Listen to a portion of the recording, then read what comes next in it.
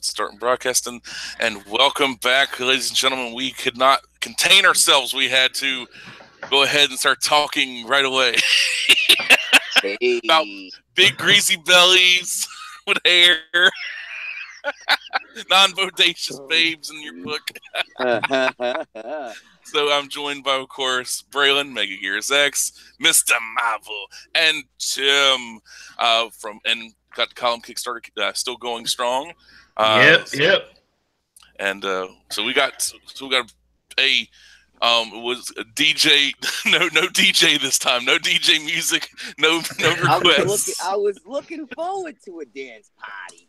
Well, you dance in your head because we start playing music, and I get DCMA'd, to get copyright struck, and lose my ability to stream. Bro, No drama. But speaking of drawing, I've noticed how that there are, like, with Mr. Marvel, when you draw. Not only do you do amazing women that look very similar to, like, J. Scott Campbell. Thank you. Thank you. You're very welcome. It has a very J. Scott Campbell vibe to it. But when you draw your Vin, even though, like, it's when you're exaggerating, and in the case of Juan Poole, for example, which is disgusting and funny at the same time. It's like because it's like if it wasn't for the way you drew it, if you were drawing it extremely realistic, it would not be fun to look at. but yes, I'm glad you put humor into your books, or to your at least to the works, because eventually will be books. But, Thank you. You're welcome. I don't know. We'll see. Fingers crossed. We'll see. But anybody read anything interesting lately? See anything interesting? Unfortunately, I've been busy, either working or drawing. So I haven't even picked up anything to read lately. I haven't even been to the comic shop in maybe like 2-3 weeks. It's very sad in my life. Yeah. Mr. Marvel did our Hunter pinup, which looks awesome. Yeah, I saw that. It looked really good. That was very nice. Very nice. Thank you. Thank you. It was a lot of fun. Because I never draw blondes, so it was really cool to do a blonde. I don't know. I noticed that I'm always doing redheads, which is pretty awesome because I love redheads. But it's a great change to do a blonde for once. And I don't know. I like to push because like firearms and weaponry aren't my strength, so I like always the challenge and the push. And in the end, I'm usually very, very happy with what I hand over. Yeah, it looked pretty good. Yeah. Thank you. And we got a variant we're gonna drop at some point in the stream. Okay, that's cool. That's cool. Yeah. Nice. I was speaking of firearms, I was actually working on something. I hate working on stuff and not be able to share it till it's actually done, because I hate putting stuff out there and like, and then never it comes, like one of those people that they talk about and like show all the making of, and then never actually finish it. So I like to actually finish something. But I was working on some drawing some weapons, and I was going for somewhat realistic, and then I said, let me break out some of my Rob Liefeld comics and look how, like, those guns and how dumb they were looking. But it's like, it makes sense now. It makes so much sense drawing these stupid guns that they're like laser weapons, because you don't have to have no photo reference. You just you're like, how does that reload? How does the recoil act? No, it shoots lasers. There's no recoil. Well, what are you talking about? That's what I'm saying. Like, if you wanted to break it down, like if you had to show reload even for a laser weapon, it'd be like the old school Mass Effect game. Like maybe pop a clip out, pop it back in, like a heat sink kind of thing. Yeah, like overheats. And it's like you can have one and make it look like, okay, that one maybe has like a it's a pump action, explosive energy, like a energy cascade, plasma or something, whatever. You can have any of that stuff. Like you could, but with the kind of the rules of the world.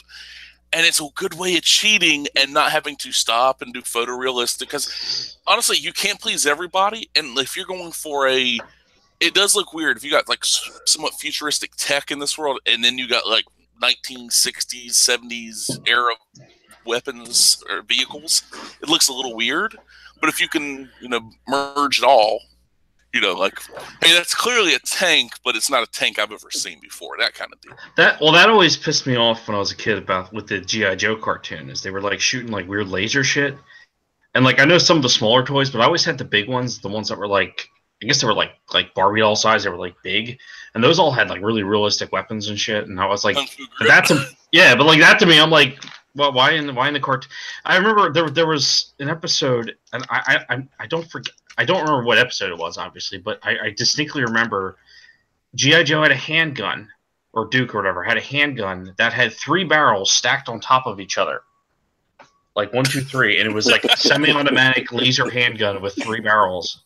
That was like his thing. And I was like, all right, well. One barrel is white, one barrel is red, one barrel is blue. Maybe. Colors of the American flag. But no, that right there, I understand why they did it. It's also because it's like, it's like look, even the Spider-Man animated series from the 90s, they went with laser pistols instead of actual guns. Same thing with X-Men. Batman had guns. Same thing with Superman. They had standard guns, but then you had a studio behind them. You had Warner Brothers behind them, pre-established everything. Batman, Superman, all that stuff. And they'd always dealt with guns, like standard not laser weapons.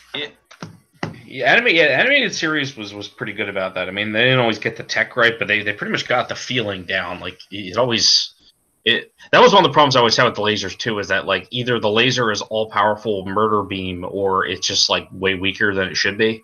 Yeah, like it just it was always like zap. Oh, that stings. That was always funny about cartoon lasers. You're right. It was always one or the other. It was always like, oh no, watch out for the laser, or everybody shoot them with your lasers. Yep. You see, eventually you get to the point where you have this laser gun. This looks like a badass laser gun, but in doing so, that could theoretically take down a helicopter. But no, it's like you're shooting at a person and you're missing. It's a laser. Speed of light. No matter how fast the person is, unless the laser is slower than the speed of light, which I'm pretty sure it's not. Plasma could be. If it was like a plasma caster or something, I could understand that could be slower than the speed of light. But if it's supposed to be a laser, it's not going to miss somebody. Yeah, it should be instant. And actually, in theory, you probably shouldn't even be able to see it because it's most likely going to be in the infrared.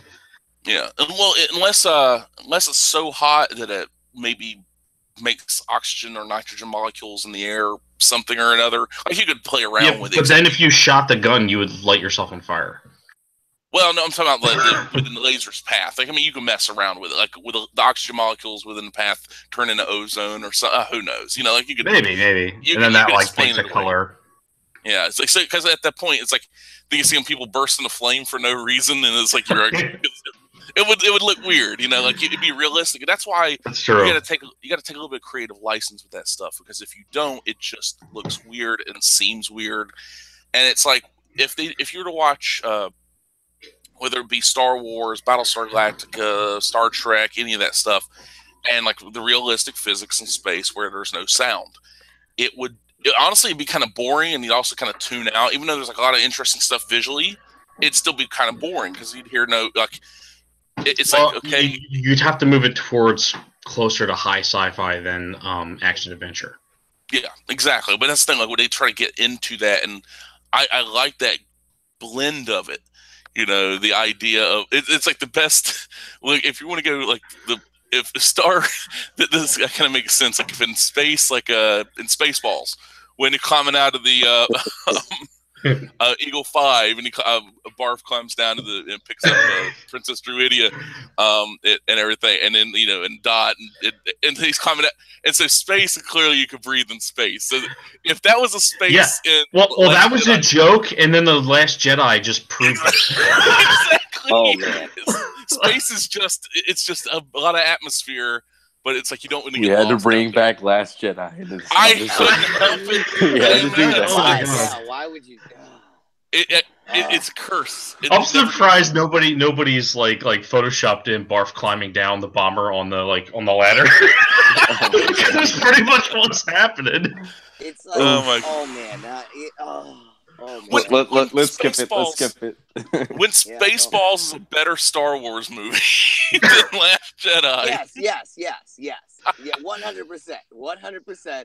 I would love to see a parody of The Last Jedi Spaceball style.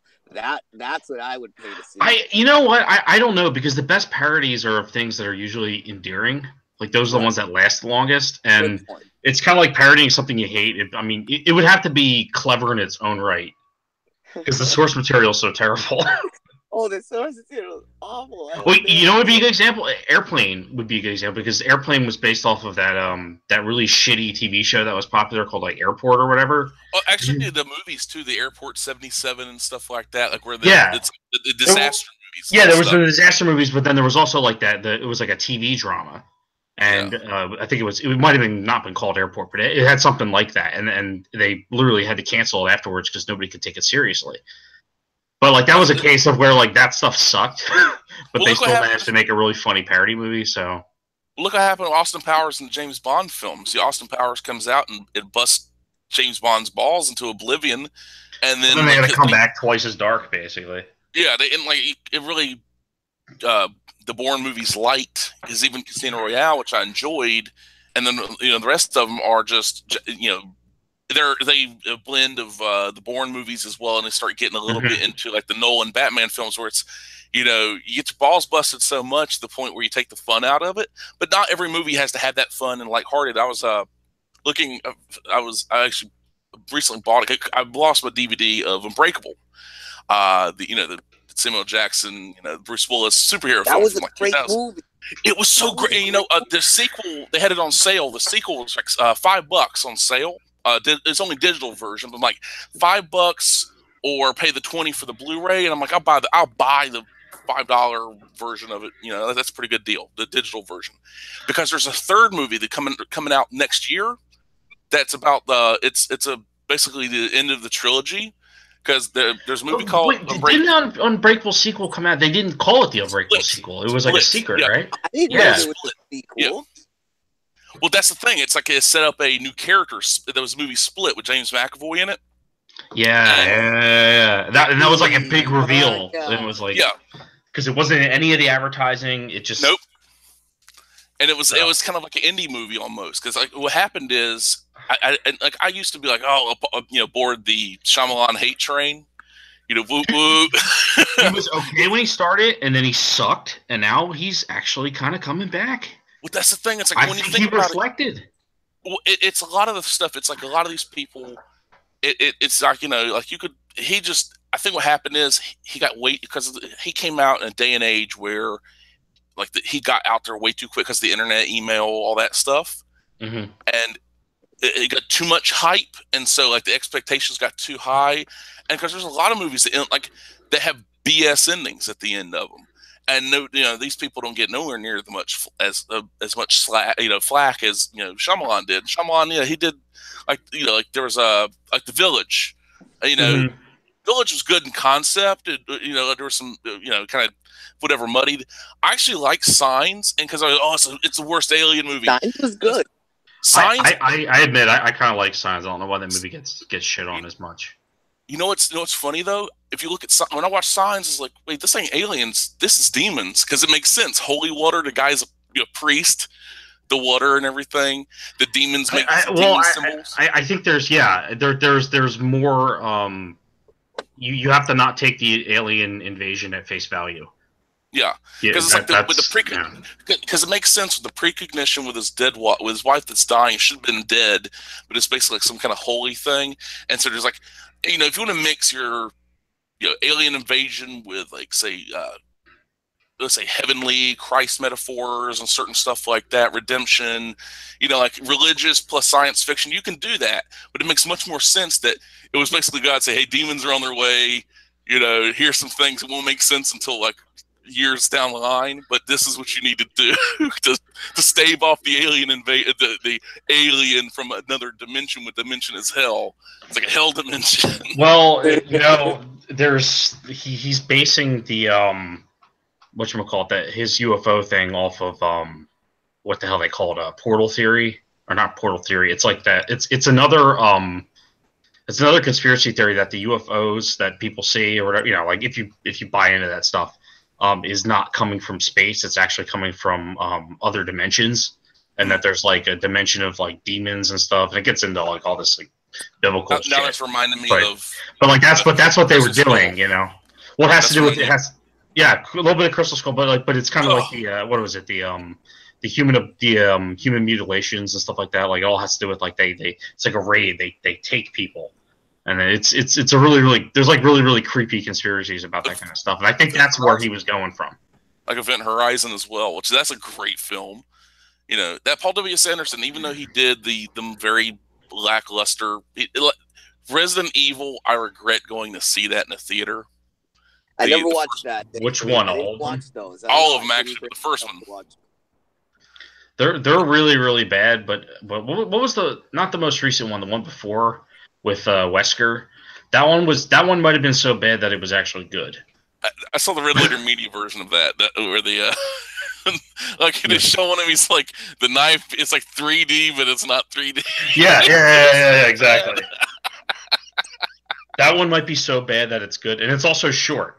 So it's like a really just basically a series of bullshit action vignettes, and they're so terrible that it is actually kind of funny.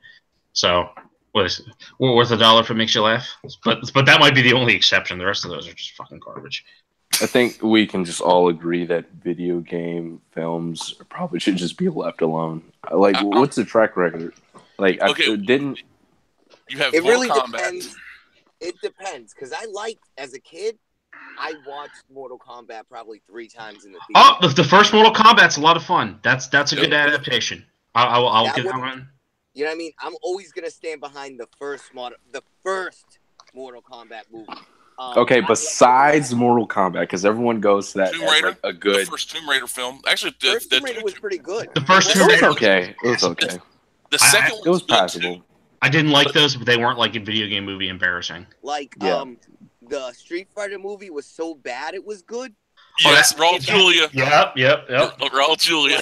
That one, man. I think they just said fuck it. They're like, let's make it entertaining. Quick, change the channel. Like that was a great shitty movie, dude. You know what I mean? Like Jean-Claude Van Damme as Guile. Guile. It was so bad it was perfect, but that really set the tone for the movie. And you're just like, you know what? This is fucking amazing. What was the line with Bison? He was like, "To you, that day was like a special." Oh, he's like something. To me, it was Tuesday. Yeah, it's like, the day that Bison graced your village was the most important day of your life. But for me, it's just Tuesday. Like, what the? Oh, you did it! It was like so cool. He overacted the hell out of his part, and it just was fucking amazing. He was dying. That's the last thing he did. He was dying of cancer, like stomach cancer, and it was like he was doing the movie for his kids, and. He had to have a blast. I mean, that had to be just unbelievable amounts of fun. He's probably on drugs too. I think so. He went on super overacting. Like he put every bit of like classical acting. Yeah, it was like over Shakespearean theater. Like in that context with that goofy outfit, that's what made it amazing. God, but it worked. You know what I mean? And like when he did the Psycho Crusher. You got it. You were like, oh my God, Psycho Crusher. You're like, yes. The 3 seconds of Blanca was worth it. You're like, no, the Blanca that he comes out, he's got that cave and and like the electricity is arcing, and like the only thing I can think of is like Goldberg come out the sparks be all over and whatever, but Blanca one little spark, he's like fire back. They broke the fourth wall and did their wind poses at the end. You can't get better than that. Like the movie Freeze Frame with them doing the big like that was the director saying like, "Are you not entertained?" That's what that was. Basically, like that was the entertainer. That was the director saying, "Fuck you guys. This is for the kids that played the game." Like, exactly. This was for fun. If you didn't have fun watching this movie, there's something wrong with you. I will always stand behind the Street Fighter movie because it was so bad that it was good. But the same cannot be said. Well, actually, I almost feel the same way about the Super Mario Brother movie. almost, I don't know. I've always been back. I got to revisit that. I mean, I watched it when I was a kid. I just hated it, but I think I might not have been old enough to appreciate some of the more ridiculousness. I appreciated it as a kid. Like, for some reason, I know I remembered kind of liking it, and I've seen it as an adult a couple times, and it's like, it's shitty, but you're like, eh? It's like, it's Bob Hoskins, you know what I mean? Like, he, you know, like, eh? Well, you know, it's been a while. I gotta watch it again to make a proper judgment. The Double Dragon movie. Does anyone remember that? Dude, that was a good one, There too. is no redemptive. The only thing in there, here's the Larry's like, no, get that out of here. Get that shit. Robert Patrick, before he gets the two halves of the amulet, he can already possess people and turn into a shadow monster. He gets the two pieces of the amulet, he just turns into two physical monsters. He can't possess anybody, gets his ass kicked by Billy and Jimmy or whatever. It was so bad. Jimmy and Bimmy. The fucking Iron Chef guy. Yeah, the Iron Chef guy. Well, the other he was also the Crow. And Mark Dacascos, he was also the Crow in Crow Stairway to Heaven. That like WGN, UPN, Saturday, Sunday, Power Hour kind of. Oh, God, I have no idea. God, there was a Crow Stairway to Heaven, and there was a Highlander the Raven. And I always for some reason I wanted to combine the two because Raven, Crow. That sounds like the same thing to me. I don't. You're like UPN. I'm like every UPN show existed in the same universe as far as I was concerned. But just remind, the whole time when they do, they had like Cleopatra. There's some deep cuts. God Almighty, yes. Oh my God! But like when you think about it, the two Tomb Raider films, the Angelina Jolie Tomb Raider films. The second one, I didn't like the idea of until I actually watched it. It is really which is the one with Alfred and Molina? Is that the second one? I didn't really like the second one. I liked the first one a lot, but I don't know. The second one was, I fell asleep in the theater. I remember that, but I don't remember if it was because I was. Well, that's not good for an action movie. What I don't understand is that why everyone else that's not British has an English accent, except for the one guy that's British has an American accent. I still don't understand why they gave Daniel Craig. Why didn't they just swap the roles? The one British guy has an English I forgot. American accent. Everyone else has fake British accents. I was like, how does that even work? Well, that's what's so weird about that newer one that came out. This the most recent one, which apparently just did not do that well at all. Because you get a box office mojo, it'll show you like what okay, this movie made like say Tomb Raider from like 2000 whatever the first Angelina Jolie one made like 150 million in this many days, and then the newest one like only made like 40 something or whatever, like some like crazy number like that, like this very big disparity. But the actress they got for the new one, because I know they stripped down Tomb Raider to like it's survival. I'm like, Tomb Raider's never been about survival. It should be about dual wielding and the newest game was, and the newest game felt like it was a cross between The Last of Us and Uncharted. It wasn't bad by any means, but it really wasn't like it wasn't classic Tomb Raider, No. That game, and which is where the movie would thrive. The game was awesome, and it would have been way better if it would have been called something else. Anything else, if it would have been anything else, I think it would have been like so much more fun. It was a great game. You know what I mean? But it wasn't a Tomb Raider game. I don't think it would have sold as well if it didn't have Tomb Raider though. Exactly. It needed the that little marketing boost basically. Even still, it didn't sell that well. I think the second one. I don't know. I disagree. I think the reason it didn't sell so well is because it was marketed as Tomb Raider. You know what I mean? Like, there's not enough original stuff at all, dude. I say that all the time. Like, you know what I mean? People are getting tired of the same. There's something to be said for that, because like Horizon Zero Dawn was a piece of shit, but like that sold really well because it was marketed well as being a fresh IP. So you may actually be right there. I played that game because my brother got a PS4, and I think it came with I played in Call of Duty Infinite Warfare, which was like, oh, this is gonna be horrible. And I kind of loved it because it reminded me of Battlestar Galactica. It had the space battles and stuff, and it was like, if this is called anything else other than Call of Duty, I would have loved it even more. But because it's called Call of Duty, it's like it's weird. But I played Horizon Zero Dawn, And I was like, okay, what's this about? And I'm like, okay, it's like Last of Us or something.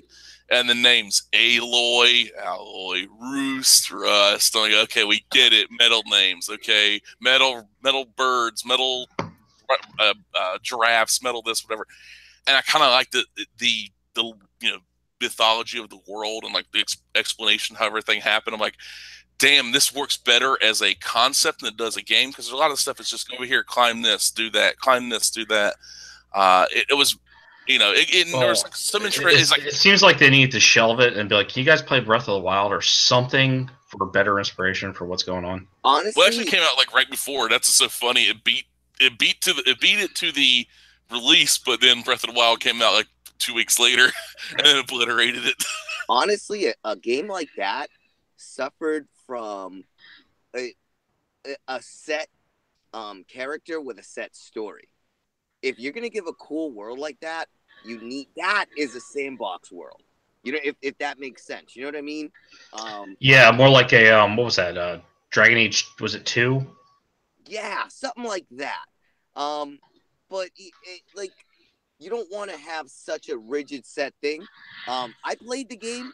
I never really beat it because I wasn't interested in the story, and it kind of pissed me off that like the enemies were white guys and everybody that's wise and strong was a colored woman, and I always know what's happening when I see that combination. So it didn't necessarily engage me, but I have to say the game mechanics itself were pretty sweet. Like, I liked the concept of you gotta like reprogram the robot animals, and you tame them, and you can call one to your aid to ride it in a battle, like a mechanical ram or a mechanical bull. You can have it that's pretty cool. Like, and because each one has a different, like you take a game like that and you crossbreed it with something like Ark, and you got yourself like a killer MMO of people like forming clans in this like post-apocalyptic primitive land, dude. You know what I mean? Maybe a little bit of Monster Hunter in there too. Exactly. There's a couple. I think you're right. Maybe the rigidness of that storyline. Yeah, it just took away from didn't reflect the world well enough. Yeah, like Larry said, the concept outdid the game. And just like a world like that, it's such a waste. Like, you made such an awesome lore. Like, and I have to admit, the post-apocalyptic setting is actually beautiful. That lush, overgrown, the broken down cities with the roots and vines growing through it, street signs instead of just fucking sand and dirt and burned down shit. Yeah. Well, that whole idea that the world died. I mean, if you've not played the game, but the idea that they created these machines and said, okay, how do we power the machines? Okay, biomass. Okay, they're eating weeds and they're eating dead things. Okay, that's no problem. And then they get corrupted, and you find out like there was a guy who's like basically kind of like the kind of nihilistic, apocalyptic hacker dude. He just basically hacks everything, corrupts it with like he hacks toward the planet. Yeah, he hacks toward the planet. And the biomass, so they started eating everything, grass, plants, big animals, small. And I'm trying to imagine this because they don't show it, but I'm trying to imagine these monstrous, because they show like some of them are like about the size of small cities, like the kind of what do you call them, kind of the master robot controllers or whatever, and like these giant tentacles. Just imagining like from the "Do the Evolution" music video by Pearl Jam, like where they're reaching into the ground and picking like eating everything, and humanity died. Earth was destroyed. Earth was dead, and then got reborn. And so we're gonna educate people, and that didn't go so well. So they come out very dumb and stupid and very travel-like. You get what you get the world, of the game, which is like really interesting. They respect, they fear the machines, but they do everything like the animals would, replenish the biosphere. And the machines become the part of the biosphere. Like the machines take a nature's role essentially in a weird way, which is really cool. I mean, I like this. Yeah. It's a great idea, and there's like there's certain bits of it, but it. And I mean, it makes logical sense too, dude. Like, if you really think of it, if there was an AI takeover, the robots would know to maintain the planet, you'd have to get, you know, that ecosystem back on, dude. You know what I mean? Guaranteed, they'd start to make like, you know, robot bug, everything down to robot viruses and like diseases. You know what I mean? Like, they wouldn't screw around. They'd recreate everything to keep it how it's going. That's where it gets really weird, because I was thinking about like science fiction concepts and stuff, like, about, you know, especially after playing Horizon Zero Dawn, and it's like, okay, what if, like, I'm one of these people, I don't have, because it's like, well, do you have proof, Larry, or that's just a thought or theory or whatever? But I honestly think, you know, most historians and, you know, history and all that stuff, they say, like, okay, civilization's only about, say, 8,000 years old, so about 6,000 BC.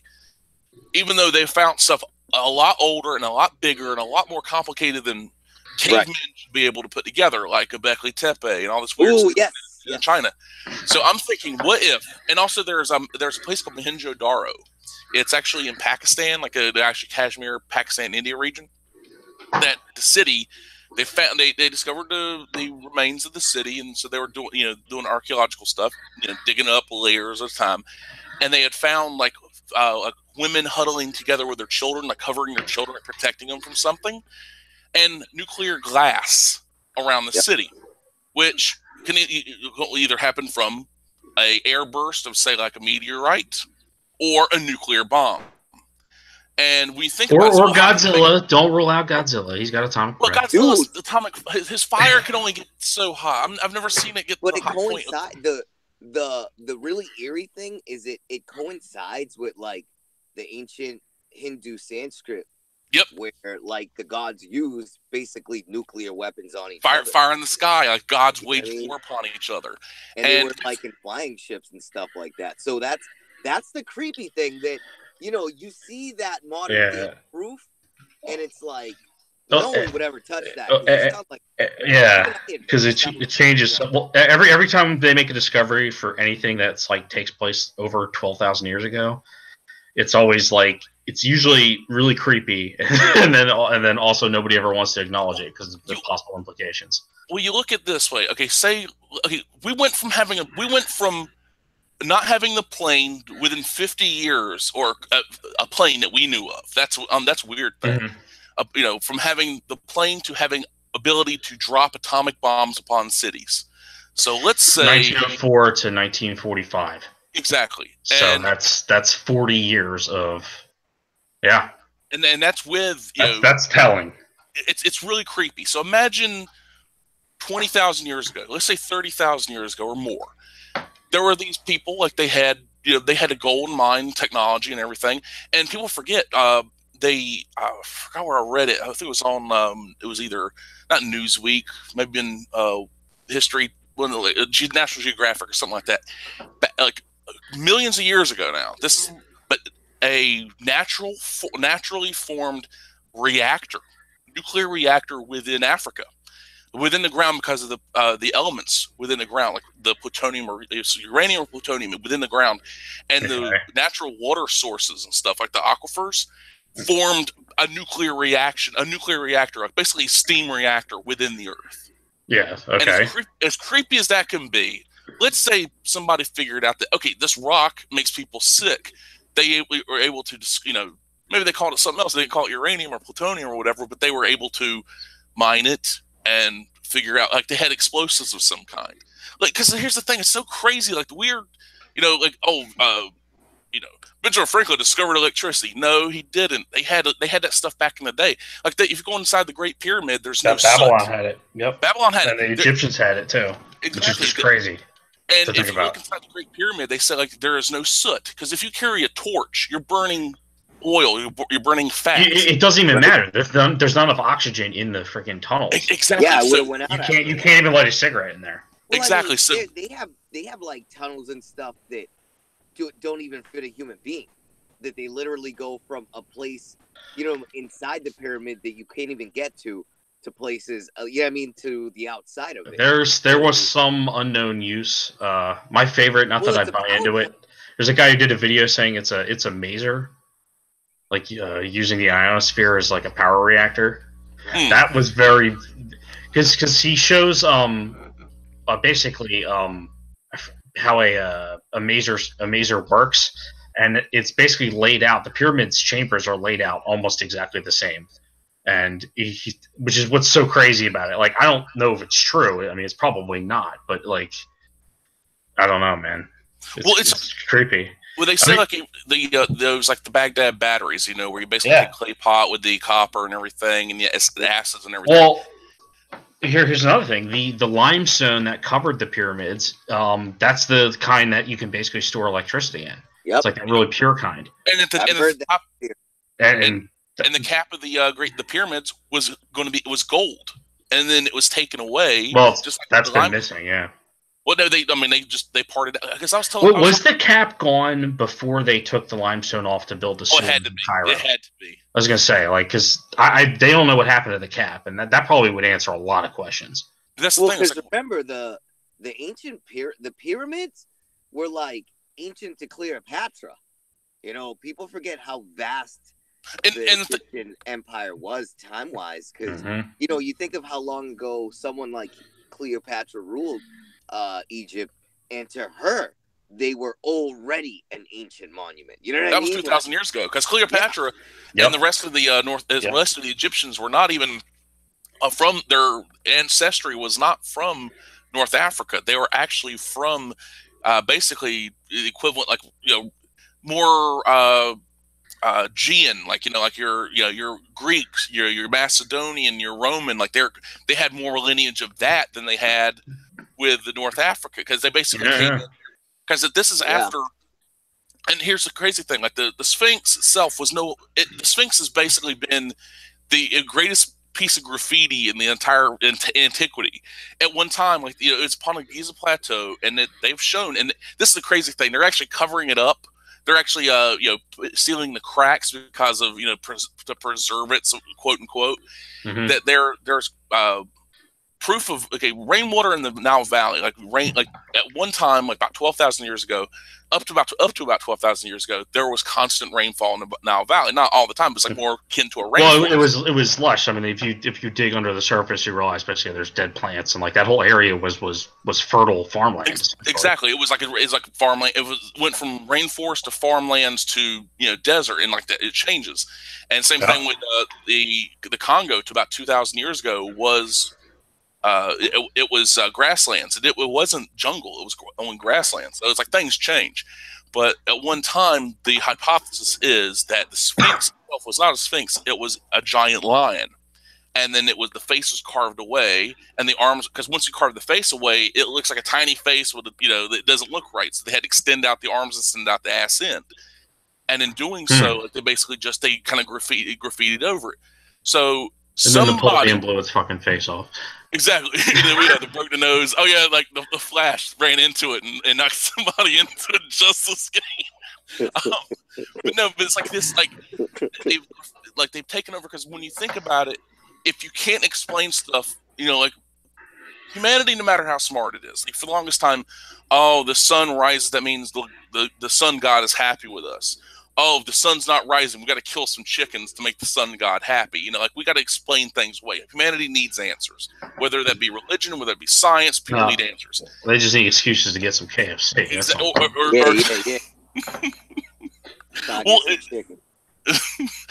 I'll leave it this way: if you tell somebody, "Oh, yeah, everything you knew about history was wrong," that there was people, you know, tens of thousands of years ago that had flying machines and nuclear weapons. And what happened to them? They didn't survive, so the likelihood of us surviving is not very high. You know, like, it's how it would creep people out. It would disturb people, because a lot of people, they have like that rigid set thing, like, this is how it happened. This is how it happened. Nothing changes. It was ancient social justice that destroyed those. Oh my God! They never stopped it. We come back around to social justice warriors. They come back to destroy everything. They've just come back. Yeah, it's they come back. The destroyer. They'll do it again. We'll find out eventually. This is like the 7th different, like, major, like, advanced population the Earth has had, and like eventually SJWs just destroy any. You know what I mean? Like, if you really think about it, Oh my there god. was an ancient culture that decided we don't want any more hate speech, they would eventually destroy every record but what they left. What if, like, the Sumerians were those assholes? What if they were the ancient SJWs? Well, the Sumerian would have to be pre-Sumerian. Well, you know what I mean? But yeah. Like, you know, that they were like, oh, fuck that, and just decided there will be no more history but ours, and fuck everybody, and that's it, and, like, that's it. Well, the Egyptians used to do that. They would go and they would cross out the names of the disgraced pharaoh everywhere. The Persian Empire was famous for just, you know what I mean? We still really wouldn't know how many cultures were destroyed, you know what I mean, in the ancient world, if you really start to take in consideration that many of them were wiped from history books as a punishment. So comics is just the beginning. Then they're going to slowly just try to destroy video games too. Well, I mean, they're going to destroy the entire fucking planet. They're going to destroy the planet. Starting with your entertainment. Yep. Yeah. You know, well, when you think about it, like I was looking into some of this. I finished rewatching Battlestar Galactica, and it ends with like it's like turns out a long time, whatever their universe takes place like 150,000 years ago, give or take, and they're on Earth and everything. And I was thinking, okay, at that time, up to there were let's say even up to say 20,000 years ago. Okay, clearly there's people walking around 20,000 years ago. Like we didn't just appear. I'm not one of these young Earth theorist people where it's like the Earth's only 5,000 years old. I don't believe that. That's crap. No. But I've known people that do. Who's chewing? Yeah.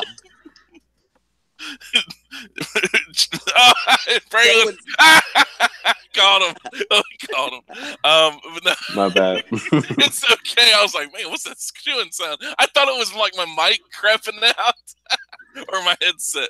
But no, it's like up to about 20,000 years ago, there were people forget, like everybody thinks like, okay, we just had lions and tigers and stuff. There was like about 20,000 years ago, they still had Gigantopithecus. And Gigantopithecus is about 10-foot tall ape man. They had pygmies within like in Indochina, like in Indochina, Indonesia, and everything like the island, the islands between like say like India and Australia. They were basically hobbit people, 3-foot tall people. They would actually steal children. That's what they were saying. They would steal babies and stuff. And you had giant ape men, like the hobbit people. You had dire wolves. Wolves are about 5 feet tall. Like these, like terror birds. They were big, huge terror birds. Well, that sounds like a perfectly good excuse to build nuclear weapons to me. Well, it's like, think about it. It's like, imagine this is a world. Let's say you were able to, like maybe you did so, like I don't know, like who, like that's what makes like this kind of like the history, because it's like there's so many gaps. And then when you have people to actually start talking about, you're just crazy and this and that. Oh, it's all that's too much science fiction, too much TV. A lot of known facts. Like really remember when it comes to academia, some people have built careers, great fortunes. If you start to undo things that we already know, you destroy certain people, and they're not willing to let that happen. You know what I mean? Certain people will keep that suppressed for the sake of like, no, I'm the smart one. I already came up with the answer. Fuck you. No, you know what I mean? Like, no. We already answered it. Fuck you. Shut up. Like, no, it's my answer. And that's how it's always been. So shut up. You know what I mean? Well, they found some weird stuff over in Scotland and other parts of England. They found these tunnels that date back between like 8 and like 12,000 years. That these people had. Apparently, like it's kind of like what they akin to what the Viet Cong did in Vietnam, where they dug into the earth and everything. Like basically these like network of tunnels and everything under the ground. And it's like if somebody was hiding from something. It was like almost like an underground interstate. Like why would they have to do that? I mean, like who would you be hiding from? And I'm thinking like, what if it's their version of bomb shelters? Like people with the people with the nukes. It's like, hey, it destroys everything above ground. If I'm underground, I'm okay. But clearly, it didn't work because they're not still here. True. I mean, but that's what's so crazy about this stuff. Okay, what if they have? I mean, the idea of electricity that's older than the 1700s, that kind of stuff. It's older than the key in the jar with the string and the kite and all that stupid stuff. It's older than that. But people are like, oh no, it's brand new. No, it's not. No, so it's built into the earth. That's like an earth feature. You know what I mean? Like, well, it's a property of nature, really. Right. What did I say? An earth feature? That's awesome. Well, same thing with radio waves. Here's the thing: there's actually, I remember listening to them, and they started creeping me out, so I stopped listening to them.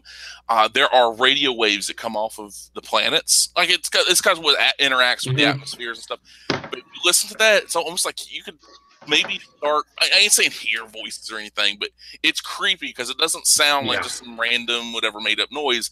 Every celestial object has its own like soundtrack, basically, and it's fucking terrifying. That's weird. It's really creepy. It's weird, and it's really it's like there's people that they can't handle a bad opinion. They can't handle, like, if I were to say, oh, that movie sucks. How dare you? They get upset. Now imagine how they'd handle is like everything is a lie. There's extra dimensional beings. There was ancient nuclear war. It's like it would like it's humanity is like at the end of the day we're very dumb. As humans are very dumb. We get we're dealing with society that a good chunk of it believes that the earth is flat. Another chunk believes that there's infinite genders. Humans, you nailed it, bro. We're like kind of a dumb species that get by because every so often a really smart one comes along and is like, oh no, do it like this, and we're like, okay, and then we do, and then we're all, you know what I mean? Then you're right. People are dumb, is what I'm trying to say. Yeah. Well, it's like that's so funny about all of it. It's we have the ability right now. Most people, I don't use a smartphone, but most people have smartphones, and you could look up pretty much anything that has ever been recorded in history for the most part. But we do not use that. Like, you don't look up certain things along the lines of, how did the Japanese go from isolationists to being an empire? Well, the Americans. You can blame us for that. How did the Middle East get so screwed up? The British and the French. You can look up and learn, because I don't know if I would play that at their feet. And I blame them at their feet because the British used the roaming Arab tribes, the Bedouins, to fight the Ottomans. The Ottomans got defeated, but instead of giving the Arab Peninsula and that whole area back to the Arabs to help fight the Ottomans like they said they would, they divided it up between the British and the French, and that's how you got these borders that they don't make no sense, because you got Sunnis and Shias in the same area that hate each other, along with Kurds that hate all of them. and then you had like Palestine, all divided up. You have the French here, British here, French, and the moderate Muslim. I forgot the guy's name. He was like a cleric. He's not a warlord, but he's like one of the clerics. He was not the Wahhabi Islam, but he was the moderate version. But the Wahhabi Islamists, the House of Saud, the Saudis, they because they were able to run roughshod, and then they took over the Saudi Arabian Peninsula, and that's how we got modern Saudi Arabia. And then in the 1950s, they discovered oil, and that's how they got the money, and that's how they, now you got that's how 19 of the 21 hijackers were Saudis.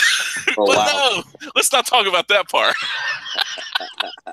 No, let's invade Afghanistan. Let's invade Iraq. I'm like, wait, what? But wait. Okay, understand Afghanistan.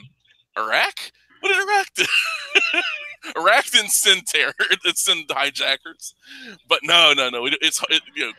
We can't go against OPEC. We can't shake too many cages. It's like nope. But that's the thing. Like this, we have if we'd have stayed out of World War One, like at that, because we went in World War One, we became a superpower really after that, because helping out and everything, coming in, coming in, helping out in a pinch, But in doing so, we kind of opened up ourselves to, we went isolationists after that, then get dragged into World War II. And then after that, it's like we get involved in stuff that's not our business. So we're not attacked. The Lusitania, you could say, well, we maybe shouldn't have gone to war because of the Lusitania. Pearl Harbor, it's hard not to go to war after Pearl Harbor. You can't just say, hey, pay us for our dead and our destroyed weapons, munitions, and all that stuff. You can't just say, you can't do it illegally. You can't take them to court. I'm going to sue you. Well, 19th century, when Europe was on fire, the world was on fire, and we kind of, you hold your nose and you try to avoid it for as long as you can, but ultimately it's just going to spread. Yeah. I mean, if we hadn't entered the war, I mean, would basically German occupation in either World War I or II of France and or Britain been acceptable? I don't know. We got to put our foot down somewhere, And that's the thing. Like, right now, and I don't know where the rest of y'all agree with this. I know it's, they say don't talk about politics, whatever. But it's like but that's another thing. I think they tell people that so that nothing ever actually changes. Because if you ain't supposed to talk about certain important things and nothing changes, if you can't question certain things, then nothing good happens from it. But at this point, every time we we got to help these people out. These poor innocent people. Okay, fine. What about the poor innocent people in America? What about the people that need help? What about the people that are hurting within your state, within your community, within your city? You know what I mean? What I keep asking people as well is, when I question whether or not we should be intervening wherever we are right now, people are like, oh, but the things he's done, and it's like, but they're doing terrible shit in every single fucking country in the Eastern Hemisphere. You know what I mean? Like, the atrocities that happen in most countries on the eastern side of the globe. I mean, dude, you know what I mean? Like, why are we cherry picking one? If we, you know what I mean? Like, then if that's the case, and we're the moral police, how are there grown men in cages in Madagascar? Yeah. We don't care about that. And look what happened in Libya after we, Muammar Gaddafi's horrible thing. Okay, so we got him killed. That was the last administration. The whole Arab Spring and supporting friendly rebels, quote unquote. And then what happens? Muammar Gaddafi dies, and then slavery returns to Libya. Terrorism, brutality. Like, I mean, here's the thing. They had no strategy. They had no strategy, but that's the thing. Like, they just wanted to oust Gaddafi. And in doing so, here's the thing. People don't realize that democracy, as great as it sounds, it's not for everyone, and it doesn't really even work here in the States. It's a lot of bureaucracy. Like, to say that we don't have democracy is two wolves and a sheep voting on what's for dinner. Yeah, it doesn't always. It doesn't just because people inherently voted for it doesn't mean that it's you have to have like a constitution. You have to have the Bill of Rights to lay down what are your values, what are the lines that you're willing to. What are the lines the government will not cross. And people don't want to do that. They just want to be like, I'm sure we can just vote on whether speech is offensive or what weapons people can have. And then it just inevitably descends into chaos. But when you have, upstanding Europeans, deep Christian culture, basically like not monotheistic, where it's like they're very culturally homogenous. Yeah. Off the bat, then things work. But when you get into these flashpoints, and you get things like, radical Islam and stuff like that. That's never stable. You can't throw that into the pot and be like, oh yeah, we'll all just get along and we'll just vote. We'll vote our problems out because not everybody's interested in voting their problems out. It's one of those things that you're dealing with a company. It's really. The government is a corporation. They make money. They got to always make money.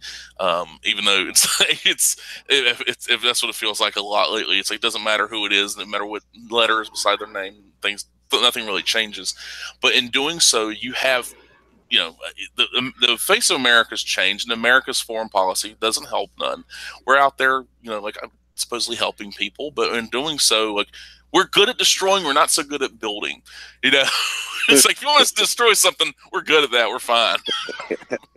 But as far as rebuilding, like rebuilding nations and everything, it's like at this point. I would argue we are when we totally commit to it, but we don't. We haven't done that because we've rebuilt Germany after World War II, and we rebuilt Japan after World War II, and Japan's better than they have ever been. But we also laid down hard line. We let missionaries in. We did all kinds of stuff to completely transform their culture. Now it seems like when we attack a place, and because whether we have to or not, that's a whole other argument. But when we go in there, we're like, oh yeah, so that culture that caused you to bring up these people that ultimately tried to kill us, yeah, we'll just keep that culture and then just save democracy, and then somehow it'll work out. No, that's really not how it works. You're right. Yeah. That. So everything you've done until this point that we had to free you from, we're just gonna go ahead and let them do it again. So. Well, yeah, I mean, it would be like invading Nazi Germany and be like, well, we know not all Nazis are bad, so we're going to keep the Nazi party around, and we'll keep the goose stepping because that's inherent to your culture. It's the same thing, Yeah, but I mean, that gets into the discussion of, worldly cultures and how, how one should deal with them. If that's a good way to say. Well, and that's another. It's like you can't really. There's people that say you can't impose your moral or cultural beliefs upon another. You can when you're at war with them, because fundamentally that's what that is. But it's your cultures are clashing. If I had dealings with, say, a country that's a Middle Eastern country where they treat women horribly, they mutilate them at birth, and not mutilate, say, I got into an argument with a pro. The way she was, the way I described her, because it has had to be pro-female mutilation, anti-male circumcision feminist. What? I don't know how that exists. That's right. Yeah, that's par for the course nowadays. It's because it's their culture that's hilarious. To do that. That's hilarious. It's like we can't tell them what to do, but Americans mutilating little boys' penises, and they should. And she was like basically that where we need government money to help regrow foreskin, and it's like what am I talking to? What? It's like I'm talking. I'm like I had to say, are you serious about this? She's willing to pay some reparations. I mean, hey. Oh well, no. For foreskin reparations, I don't know, man. Yeah, if there's a check that you get, then I'm offended. Then how dare my parents do that? But that's what's so weird about dealing with these people. But when it comes down to certain I was watching a documentary about World War II. This has been a while back now, but there was these talking to these soldiers that were Jewish and everything, and they would these are not. When people, everybody thinks Jewish now. It's like, oh, Hollywood or lawyer, or dentist, doctor, that kind of thing. It's like, no, these are like the Jack Kirby kind of Jewish. Where they're living in the slums of nowhere. They joined up because America was attacked, and they're going to do their part like everybody else, not being drafted but actually volunteering. You mean practicing Jews? That seems to be the difference. I've not met that many in my life, so yes, possibly. But in the process of going through, the U.S. military was not they didn't have kosher meals, so they'd serve ham. The Jewish soldiers had to eat ham. They, you carry your cross, the Star of David, whatever, like the cross around your neck or something or whatever. You could, I think, that you can have maybe in your pocket. I don't know, you couldn't, but you had to eat what everybody else ate. You couldn't have special meals, and I'm pretty sure there weren't. I don't know if there's. I'm pretty sure there wasn't any say Sikh. Members in the army during World War II. I don't know. Possibly. I'm sure someone somewhere has found evidence of this. And in doing so, I'm pretty sure they had to have their hair cut and they had to go through all the rules. But you see the modern military's, modern government, it's like bend over backwards. It's like, okay, if you have a woman that could do the same thing. I mean, what's that movie? Officer and the Gentleman, kind of the officer candidate school stuff. She's going to climb the wall just like the man does. It is not they don't have a shorter wall. They don't have the easier way to climb, but she has to go over the wall herself with her own power and not help from anybody else. Maybe encouragement, but that's about it.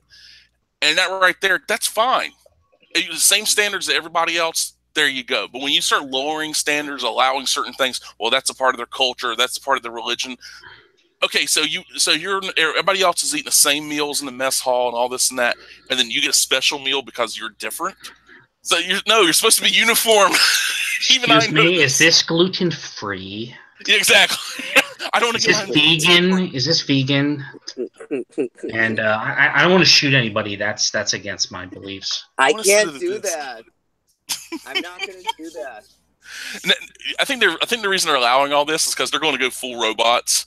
It's going to be like Chappie, RoboCop, Ed 209s, on the battlefield. It'll be just like the elite special forces, and then everything else that like the grunts are doing is just going to be basically machines essentially. It's like one guy commands like an entire platoon of fucking machines. 18-year-old drinking Red Bull or Monster. He gets his like bag of Doritos and like, here you go. Pump that Red Bull. You're get your micro up. It's League of Legends out there. But that's oh man, League of Legends. It's actually kind of funny. Oh, never mind. Go ahead. Go ahead, man. Oh no, it was kind of funny because like I was never really big into MOBAs until playing Smite, and then like I dumped a whole bunch of time in that game. That was about it. Hey, let's just hope the Koreans don't get that technology, because then we're fucked. Man. Well, that's what's so funny. Like I thought a couple months back, I thought we were going to go to war with North Korea. Now it's like everything's kind of hippy dippy and everything. Like what the hell's going on? Don't listen to the news. Just read what's going on, and then be like, huh? The pundits don't know what they're talking about. Just assume they don't, because they've been wrong every time. Yeah, they have. They've been absolutely wrong on every single little thing, every single time in the last over a year now. You know, it's been just like 3 years of just nonsense. Yeah, and it's just and I really wish they had a sense of shame, because God, how much longer do you want to look like this? Like you look fucking stupid. You look fucking stupid. I don't know. I don't know. Like they go out every night. They do their same song and dance, and I don't know. You would think that they'd get that their ratings are dropping. People aren't watching their garbage movies. People aren't seeing their garbage award shows. They're not tuning into the garbage news stations. And I guess really all news is kind of garbage these days. No matter what they shout out, everybody's gonna pick their very far whatever side they're on news. But it's like, that's why you see so much like shutting down what people are saying and like the independent and. Well, they're not interested in doing their jobs or entertaining. They're interested in their ideological mission. Mm-hmm. It's the new religion, basically. And making ad money, because they got to make that ad money, and that's the problem with that 24-hour news cycle. Ted Turner, somebody was going to do it. If it wasn't Ted, it'd be somebody else. But Ted Turner did it with the whole CNN thing. This is CNN and all that. And look what happens when you have to fill time. Then a nothing story becomes something. Like who cares? This person said this horrible thing on Twitter. Okay, who cares? Well, I'm with you. Yeah. Well, the ones that there's actually is structure to the 24-hour news programming, because not all of it is news.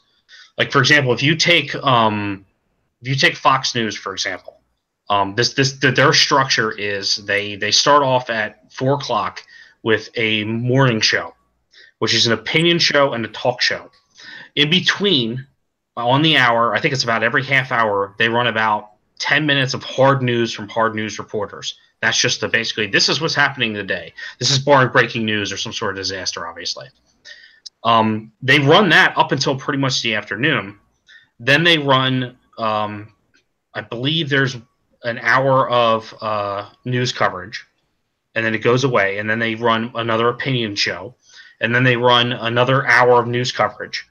I think it's about like 2 opinion shows. So I think the last hour of news coverage is 3, and it's supposed to be like Shepard Smith, and that covers basically breaking domestic stories. And it's supposed to be balanced, but it's not really that balanced. But then if you wait until 6:00 after all the opinion shows have passed, there's special reports on, and that's actually the hard news of the day.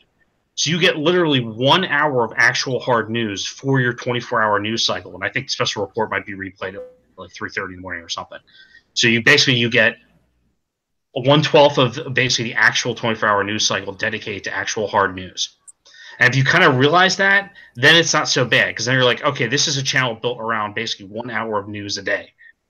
But a lot of people, they don't realize that, and they take basically the opinion shows and the stuff where they just keep talking about tweets and the same bullshit stories over and over and over again because it's titillating. Mm-hmm.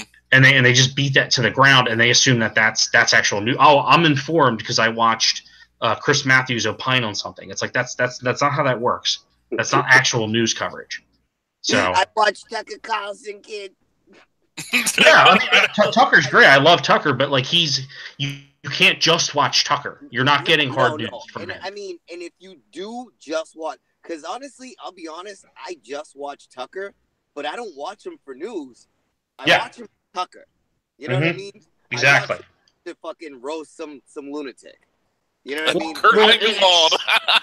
That's the thing is like people will watch like the Daily Show or Last Week Tonight, and they'll be like, yeah, that's my news. That's how I stay informed. It's like, that's not a hard news show. That has no, like, if somebody's commentating on what's going on and not just straight up reporting what's happening, then you're not, it's not news at that point. Now it's crossed the vein to something else. In fact, I'll be honest, in real life, when someone's giving me a hard time, I give them the Tucker Carlson thing. I give them that.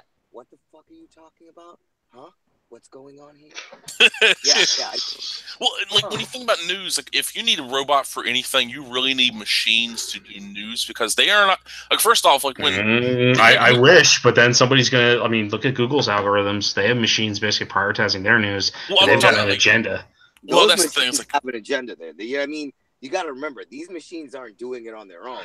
An algorithm is being put in within a box. They're put within a box, so you have to do this. Yeah. This. Well, you're wishing for a benevolent AI that is like, I am Objective Bot 5000. I will bring you the news, and you will be informed, and I will not be biased. And it's like that's such an ideal that it will never achieve that. It's good for science fiction. I guess I think that would be great. Like perpetual. Like what would happen if it's like that is the definitive, like suppose we had a machine that like for 100 years it 100% reported only basically truthful stories and only basically non-biased facts, and everybody came to rely on it, but then somebody took control of it and was like leaking little bits of fake information in there, and how would you know? That could completely break that would be a really interesting science fiction thing. Well, speaking of science fiction and kind of social context and stuff, I joked around about it years ago, and I've kind of gotten kind of used to this idea. It's like, okay, you have these people that there's. I think most people can agree. I'm one of you have certain people that go to prison, they should never get out. Child molesters, rapists, like serial rapists, stuff like that. This isn't all regret. Like, okay, guy and a girl slept together. Okay, then next day she. Maybe he doesn't call her or something. And like this happens. People say, "Oh, this doesn't happen." You're talking to somebody who's basically mentally defective, or just they've committed such evil acts where they can no longer be released to society. A child molester, there's no redemption for that. So I look at it this way: people like that are people that I killed him, and why'd you kill him? Because I could. Like those kind of people. Clearly there's no redemptive quality for them. So you park them out like a used car lot. Like you got people that you have artificial skin stuff, but like maybe it's harder to come by. So you basically have these people hooked up to machines and like, oh, you need a lung? Okay, we got a lung for you. Here's a liver, kidney. Oh, repurposed though. Oh, that's fucked up, man. Oh, but the thing about it is, it's like because the thing about it is like it's like yes, it is coming from you are getting a liver from a child molester, but you're gonna live and he's not. And then you charge the relatives. Basically death row, and you're just recycling their organs. Be like, oh, this is how you will repay society by giving your body. Exactly, but then you still charge the family to incinerate the fuel cost to incinerate the remains. Ooh, and the thing about this, fucked up, man. You take skin. Uncle Jimmy Diddle's kids. That's not fair. I gotta come out of pocket because Uncle Jimmy's diddling kids. That's exactly. Oh my god. Dude. So and the thing about this is like these people like it's like here's the thing. This took a dark turn. Just imagine this though. Okay, eyes can be transplanted, skin, so the person would have no skin, no eyes, no probably muscles and have muscles because you know we really don't need that. Certain limbs, like say arm replacement or whatever, maybe you got to the point where you can actually replace whole limbs. Like say you got your legs badly damaged because of an accident or something, and the point where they can't. You either have to get artificial legs, or they can give you like a serial murderer's legs. So you'd be running around on the same legs the guy chased down like co-eds and stabbed him to death. You know. Like, wasn't there an episode of The Simpsons where like he gets like a hair transplant from someone who's a serial killer? Yeah, like that. That was the Treehouse. That was one of the Treehouse of Horrors, and like, yeah, it's like killer hair. Yeah, that was a good one. That was way back when it was a show. Now when it actually was good, like back before they just. Yeah, I remember that from like when I was a little kid. So that had to be a while ago. Yeah, it's like it's. I forgot how bad Simpsons has gotten. I'd watched an episode maybe like last year or something, and I was like, "This is bad." I haven't watched in a decade, bro.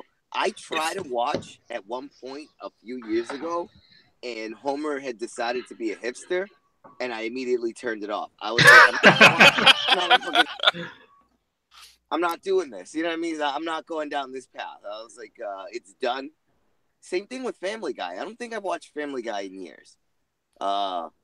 Larry, you know, I've said millions of times, like, you gotta stop parading the same thing out over and over again. Yep. Because it just gets fucking stale. It does. You can't just bring out the same thing over. Like, my little brother right now, he's going nuts over the new God of War. And I'm like, I don't really care. And he's like, dude, you gotta try it. And I'm like, I didn't ask for a new one. You know, I didn't say, oh, my life will be complete if a new God of War game comes out because the fucking 3 on PlayStation and like 2 or 3 on fucking PSP and Vita weren't good enough. Like, dude, there's been like 6 fucking God of War games.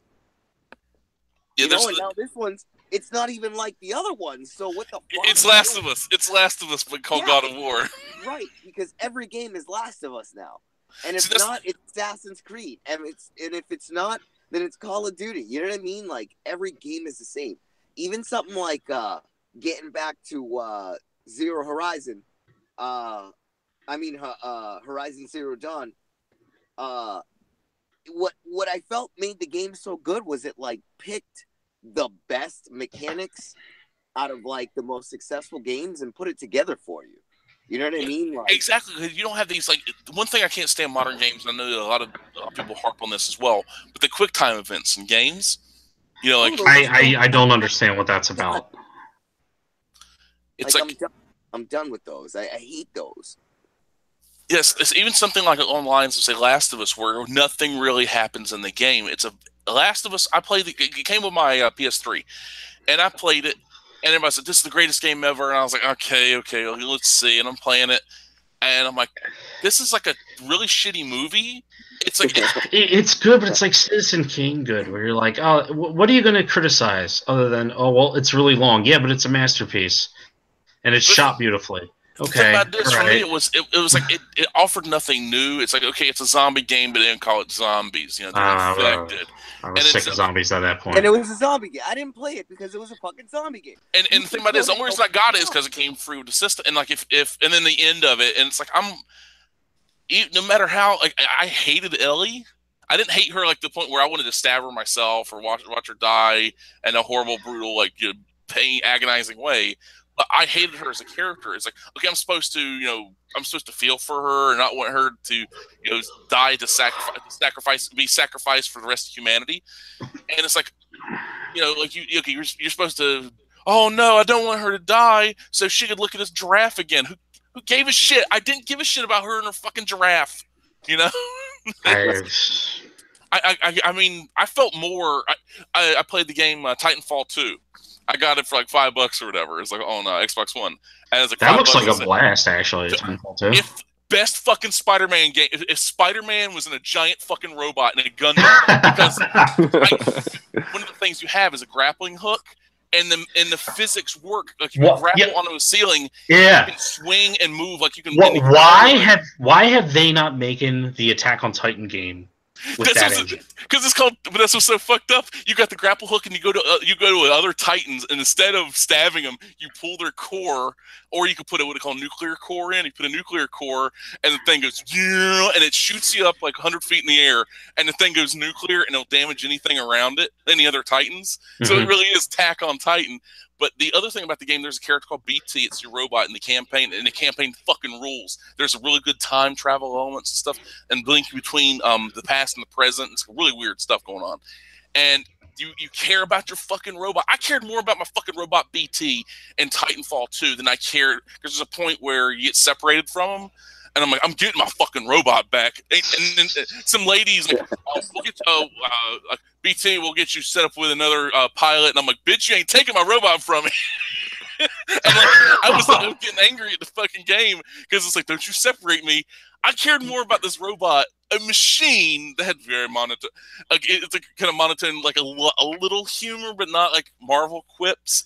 But then I cared for my so-called surrogate daughter in Last of Us. But I've been playing the Titanfall 2 has great multiplayer, but even the PvE stuff, multiplayer where you like waves of enemies and everything, is fucking fantastic. I've been having nothing but fun doing that. But then, like, yeah, the Attack on Titan games, they look like trash. I mean, what can you do? I mean, you don't have. These are the people. If you'd told me the Call of Duty people would actually make a better Halo game, a better Attack on Titan game than anything. You know what they did? They took like the Dynasty Warriors method, and they're like, oh, it's a hack and slash, and I'm like, no, it's basically Battlefield Bad Company, but with the fucking grappling hooks and giant monsters. Like that's the game I want to play. You know? It's everything. Like the only thing you could make that game even better if you were to take and make the attacking robots actually like Godzilla style kaiju or weird Cthulhu monster things or whatever. They're different variants. Like maybe that whole engine's amazing because it's like it's small and big at the same time. Yeah, and like when you move, it feels like you're like the first game was kind of a mess. It didn't quite fit with me, but this one they hammered out all the kinks. And like when you're running as a robot, you actually feel like you're inside the robot. You know, it's a great game, but it's one of those things like that new Spider-Man game that's coming out. I hate that fucking costume. That's the ugliest costume for Spider-Man I have ever seen.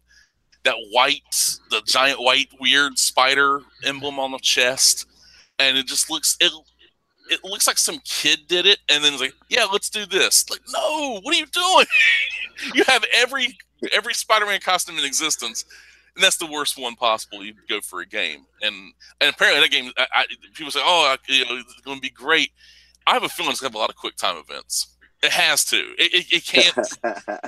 These action games can't help. Look at fucking God of War. As much as everybody loves God of War, it's quick time event the fucking game. Tap triangle to attack the Hydra. You know, fuck you. I mean, if you think about it, even boning the chicks was like, you know what I mean? Like, CapEx all these times, rub. You know what I mean? Turn. Nothing quite simulates the titillation of sex quite like a quick time event. I mean, that just nails it. That's exactly what it's like. No, I mean definitely. I really like boning the chick so good that it makes two chicks in the room want to bone each other. That's the best right there. Bro. Like, you're the man, bro. You're the man, and then they like throw coins at you. Like that was it. That was the best. I think part of the situation with just games, period, is probably because I think Titanfall didn't do that well. Wasn't financially because it came out it was sandwiched between 2 months of releases of Battlefield and Call of Duty, right? Yeah, it was another EA retardedness where they're like, we can, because they pushed like Battlefield 1 basically instead of Titanfall. And not that I have a problem with Battlefield 1. It's like, yeah, you guys might want to stagger that a little bit. And honestly, as much as I love Battlefield 1, Titanfall 2 is a better game. It's better design, better world, everything. It's like, the maps aren't as big and you can't do certain stuff, but I've never had as much fun. As much as I love Battlefield, I've not had. This is more fun than the old Call of Duty games because it's not as frustrating. Like, you get times where you're playing against some high level people that know the map level layouts better than you. Like, it gets kind of frustrating, especially because they ain't coming at you just on the ground level. They're coming at you from this top or the bottom or the robots and that sniping. They're all over the place because the maps it's vertical as well as horizontal and everything. But it's like they screwed it up by just putting it out there, kind of willy nilly. Again it should have come out like right at like maybe January, if not February. You know what it could have done. If that had been the one that went head to head with Infinite Warfare, it probably would have been like, looks, 2 sci-fi aesthetics and one is way better because Infinite Warfare just got shit on from Orbit. Yeah. But the fact that like the Battlefield trailer dropped at the same time and that was the one that blew it out of the water, it's like now they had to release that up against Call of Duty, essentially. Yeah, and if they'd added a zombies mode, people would have gone to Titanfall 2. Everybody picked, it's just trash. Giant robot zombies. It's the Destiny 2 problem. I people like there was these people that bitched and moaned about Destiny.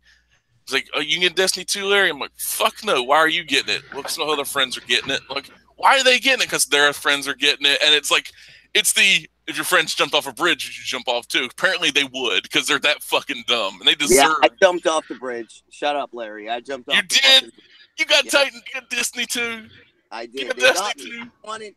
I got that game, and I wanted it to be so good. And honestly, I called that storyline. Like all my friends, I kept telling them, I was like, watch, Destiny 2 is gonna start with the tower getting destroyed, with these guys coming on back. You know what I mean? With the Cabal making their return because they sent that transmission at the end of at the end of that mission where you had to go take them out and whatnot, and they were like, what just happened? Oh, a transmission went out. To who? The Cabal Empire. So I knew they were gonna come back, but I mean, for me, I honestly, where they screwed up the game was they turned it right back into Destiny. The better game would have been the game without powers. The most fun part of that game was the beginning where you were walking around in the wild again. Mm-hmm. That was super, especially because I roll Hunter, master race. And wow. Imagine a Destiny game where you were forced to go back to the primal responsibilities of your class. You know what I mean? Like, imagine hunters really were constantly having to stay hidden, going out into the field, looking for Cabal bases. Titans constantly had to keep defending from Cabal attacks to the final city. You know what I mean? And, fucking warlocks were fat and flew around. I think it's just one of those situations where, like, okay, so EA screwed up Mass Effect, right? Andromeda, right? The game had so many bugs, so many patches, day one patch. The thing's still broken, right? So apparently there's this other game that they're doing that's supposed to come out. Does anyone know what the name of it was? I forgot. Oh, the one they canceled? It got canceled? Paragon, I think? Was it Paragon or something? I thought it was called Paragon. It got canceled? I think one of them got canceled, I think it might have been that. Because it was an Xbox One exclusive or something like that, I believe, or timed exclusive. You know how they are with exclusive. Oh, yeah, that's just so stupid. Yeah. Let me look that. So, and that was, pretty much you had, this kind of mech suit type thing. It was kind of like a bodysuit type mechanical suit that you would get, and you would kind of explore this world that you were on. It was kind of like a RPG customizable thing. I see. Yeah. And it looked cool, but it's probably one of those things where it was it looks cool, but execution, the game probably is going to be laggy. It'd probably just be a constant just run and gun, fetch quest basically. I don't know. Hopefully it turns out to be good. That's what every game pretty much turns into these days. Yeah, there's no variety. Anthem, that's the name of it. Yeah, Anthem. Okay, yeah. okay. Mm-hmm. That game looked nasty. I did see that video for that game, and it looked nasty. And you're absolutely right, dude. We wouldn't get anything from that, video games. I don't know, like I kind of lost my faith because it's like you gotta wait till it's out for a couple months before you can even test it. You know what I mean? And that's why I don't believe in pre-orders, because you could pre-order a broken game. I mean, do you know, like, I can only imagine how frustrating that's got to be for you to pre-order a game. You get the, like, whatever, the golden set with whatever comes with this collector's item. You get these extra DLC skins and all that other crap, right? So in essence, you probably spent double the price of what the actual game was to pre-order and get all the extra stuff. You get it, the thing's broken. It's got bugs. And first off, all that DLC stuff, like, yeah, you're going to get the super cool golden shiny gun, right? That's useless on the first drop. Like, the first weapon that drops off an enemy is, like, always better than the DLC one. It's always, you know what I mean? Because you don't want to do the pay to win thing. So, like, all that shit's crap. It just kind of looks cool. And, like, you wear it, like, on the first mission, and then, like, you know, you instantly have, you know, you're going for whatever drops right away because, you know, that DLC, it's never as cool as what it is. And I don't know, dude, the last game to ever get me with that will be Destiny 2. Because I went all out, because I was a Destiny dude, and I had a clan and everything. And that game just damn, man, that game sucked. Game awful, dude. Well, that's the thing about It's kind of funny. Go ahead. You go ahead, Braylon. Oh, okay, all right. Yeah, I was always I didn't know if it broke up or anything.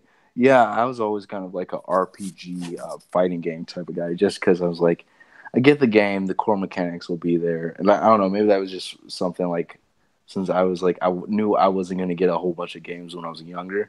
I knew I'd probably have to get the game that would probably last a while, so I would get like old school fighting games, like I think Capcom versus SNK 2 and all that type of stuff. That's good stuff, though.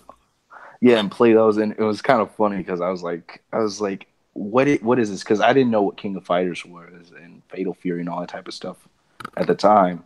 But I was getting into these games, and I was like, oh man, you know, at first I was like, this is really hard to enter these crazy combos, but just the like get good mentality without, you know, there was no pay your way to get good or, you know, level ups and all that type of stuff.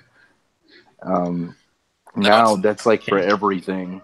Yeah, all these games, the shortcuts and everything they got for games now, where you can, instead of grinding, victory's delivered to you in a loot box, pretty much. Well, that's what's so funny about these games. I mean, like I have in the past, you know, pre-ordered games. I know that's a big sin, but usually when I pre-ordered, like I pre-ordered Modern Warfare 2. It came with night vision goggles. You know? Yeah, like when it comes with like a poster or some cool shit. Like, like me, if it comes with a poster, like if it like night vision goggles, I was like, I should have. And if it wasn't for the fact that I screwed up and ordered the wrong thing, I would have gotten the RCXD car from for the first Black Ops. You know, the little remote control car with camera on it. You actually, because the remote control for it had a camera, it would show you where the car was. With the car. Oh, word. I was like, and I screwed up and bought the wrong thing. I bought the like the hardened edition, which is just like the steel box and like whatever. I was like, damn it. But yeah, it's like when like certain games, like when they have like the DLC, you know, old bonus content, it doesn't matter. Like I think I did pre-order Fallout 4 because it came with Fallout 3, a free version of Fallout 3. I was like, hell yeah, I'll take that. What did you think of Fallout 4? What did you think of Fallout 4? I played it for how many hours? It was like 500 plus, something like that. Okay. And I actually after playing it, and then they put New Vegas as backwards compatible. I went back. I was like, yeah, oh yeah, I love Fallout 4, and I was like, Fallout 4 is trash compared to New Vegas. New Vegas is great. It's still great. Even though like, you know, because there's certain stuff about with New Vegas, I felt like I could be that person. Even though I couldn't speak. Yeah.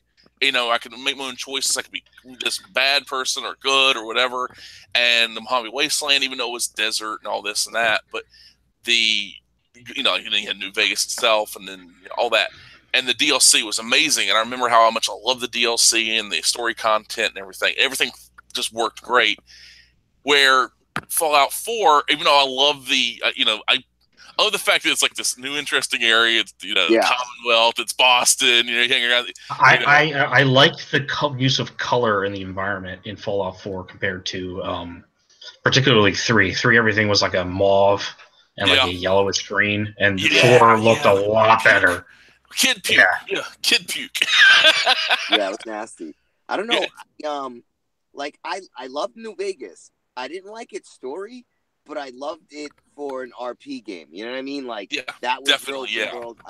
I loved the Mojave. I loved 4, but I have to say, you know, once again, its flaw was its hard, rigid storyline. Yeah, you don't get to be somebody else. Like if they set up the thing where you could choose, like Fallout 3, one little tweak. All they had to do was one little tweak. You are not the parent. You just saw the murder. That's it. It's on you if you follow the trail of it. It's on you if you just wander. Because at that point, it takes off the urgency. The only fun way to play 4 is the first game. You play it for the first time and actually take the story seriously and follow it rigidly right away. Then the game is fun, and then the game sucks until you mod it. Yeah. And then actually I prefer modded Fallout 4 to New Vegas. But that's because, you know, that makes sense. You know what I mean? Sky's the limit at that point. Well, see that's the problem. New Vegas, the game starts out like there's actually I pre-ordered that one. I pre-ordered New Vegas because it came with a comic. And I've never seen the comic reprinted before. It is basically it's a precursor to the epilogue, whatever, to the game where it's like the Benny and getting together, the cons and the guys that's up on the hill after you get shot, before you get shot in the head. And it's the comic kind of setting up the world and like the stuff around New Vegas and all that. And it came with like the the chip, the platinum chip, and it came with some playing cards and other stuff. And it was pretty cool. And a documentary, I believe, a little making of behind the scenes thing. But with the game, the game starts out, you get shot in the head. You're a courier. And then, like what do you look like? What's your name? Your stats? You put all that together. And then you go out. Now you can either choose to go exploring or go to New Vegas and find the sumbitch that shot you in the head, or you can go out and do anything else. And I like that option because when I first played it, I did the whole stuff. I forgot where the lady's name was, the one with the dog, the one the sniper in Good Spring. When you go, hey, come over here, can we help kill some geckos?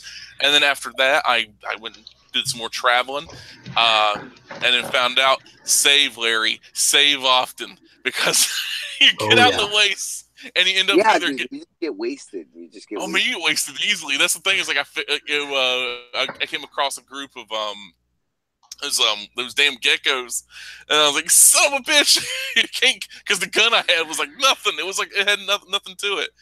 But you eventually get the basically get the gun from Blade Runner. My favorite playthrough, I made a character called El Capitan, and he was basically like a Mexican cowboy sheriff hero, and like I just wasted the shit out of anybody that like gave innocent people a hard time, bro. I did not fucking hesitate. I didn't play that shit. El Capitan came through like infinitely. And once again, dude, that one little tweak to 4 would have made it so much better. Like, imagine you come out of Vault, what was it, 111? Yeah, 111, yeah. Yeah, you come up and, like, you're random MacGuffin. You know what I mean? You're not this kid's parent. You just saw it, Yeah. You can do whatever. You don't got to go talk to the stupid fucking robot. You know what I mean? Nothing established. You know what I mean? They actually, like, hide it subtly. They're making a principal RPG creation mistake where they think that unless the player has direct motivational story-wise, they will not want to engage with the world. And in some ways, they're kind of right because they built a very wide world, but not a very deep world. I mean, if you think of something like Daggerfall, that is extremely deep. compared to really anything else, really, that's even come after it. People, I don't know if I've ever talked to anybody who knows the story to Daggerfall, but they love the shit out of that game because they love the world. And I think that's probably the mistake they're making, is that they build really wide and then they say, well, we got to give these people some direction to do, so they write a story that's like, urgent, your kid's been kidnapped, your father's missing, whatever it is, and it leads everybody down the same path. When really kind of an old school RPG, particularly an old school Bethesda RPG, is really more of just you get dropped in the world and then you just find your way as and then you being you and doing whatever you're doing is what actually builds the story around it, as opposed to just everybody kind of having a similar experience essentially. But that's why I'm glad they went out. They said it a long time ago that they tried new things with Fallout 4 and it was a mistake. And you know what I mean? Like, hey, they said that. That's good, right? You know what I mean? That whole like settlement thing, like that just took all their time away, bro. They couldn't build that. Like you couldn't even like the thing about it is like certain settlements, like you couldn't like you. I was trying to put like I remember trying to put like blocks and stuff like protect like that was the what is it, Lone Pine or whatever, Tin Pines. It's like up on a mountainside, and so you're trying to like, okay, I got these raiders coming up this area, and for some reason the settlement boundary is really weird and janky, so you can't even like I can't build more than this, and it's like you can't set something correctly, and like you're trying to build up this perfect wall. They should have just gone like full terraform or something. Well, I mean, what they should have done, honestly, was just take it the fuck out. Yeah, true. Or make the whole game about repopulating. You know what I mean? That it's that's what I thought from when they were first explaining it. I was like, oh look, you get to build civilization again, and then it's like, no, it's more like you have chores to do. Like imagine you go into Boston itself, and those buildings are all like half like blown up and stuff. You can go and disassemble. It's like that with like that Fortnite game where you disassemble the entire building. Or Fortnite, or what the hell was that one before? It was the Red Faction game where you were like in third person. You could just destroy stuff and build stuff. Like everything was like mess with them all. Yeah, like you couldn't like say you couldn't mess with say Good Neighbor or something or Cambridge. You couldn't mess with the very like faction specific places, but everything else, like you could wipe out the entire. Basically, you can make the ground level and flat, and so like it would take you for a long time. Of course, honestly, I think what would have been like a quicker way to go that would have worked much better was having set already pre-made upgrades to settlements. You know what I mean? So instead of you go there and you're building it from scratch, let's say you go to like the Slog. You go into like the little settlement menu and like you pay 5,000 caps and like it redoes the pool area so they have a better access. Like the settlements themselves have like pieces that level up. Exactly. So in it, you get to actually give them an interaction. Like, wouldn't it be like instead of having a bunch of Minutemen with their like caravan, like having each settlement have its own representative? Like, I don't know. Like, I think they got scared and they didn't go full hard. And I think they half-assed it because the whole part with the the combat zone. And you go to combat zone, I'm like, oh yeah, it's like Thunderdome. I'll be able to fight in the Thunderdome. And then nope, you can't. It's like, what is this? There's a mod. There is a mod that restores it. True. But, you know what I mean? There's a mod that restores that. But you should never have to say, oh, the game's good when you mod it. Yeah. I do love the but there's a certain amount of beauty in that. You're right. But if you can say Fallout 4 is the best in the series after you mod it, then it wasn't the best in the series. You know what I mean? I still think it was a solid... I would disagree because I think part of the community and the mods and stuff, that's all part of kind of the package, I mean, if you want to say like story-wise, like flat gameplay-wise, yeah, of course you have no argument. But in terms of like, if you get 100 hours out of that because of mods, it's kind of hard to argue that's not a successful title. I'm going to turn around and say vanilla Fallout 4 got a good 200 hours out of me, but modded Fallout 4. God, I mean, I lost track over the countless characters I've created. Yeah, same here. Because I had like my first, the vanilla. I had the male and female protagonist, and each one had the male protagonist had 18 days. So that's what a little over 2 weeks, like almost 3 weeks right there. So each week is 168 hours. So 168 times 2. That's so you're talking over 300 hours there. Female only had about 10, 12 days, something like that. But then I modded it where I was the Flash running across the Commonwealth Flash with the Star Trek phaser with the sound effects. And killing, oh god, it was beautiful. And then I punched a sentry bot.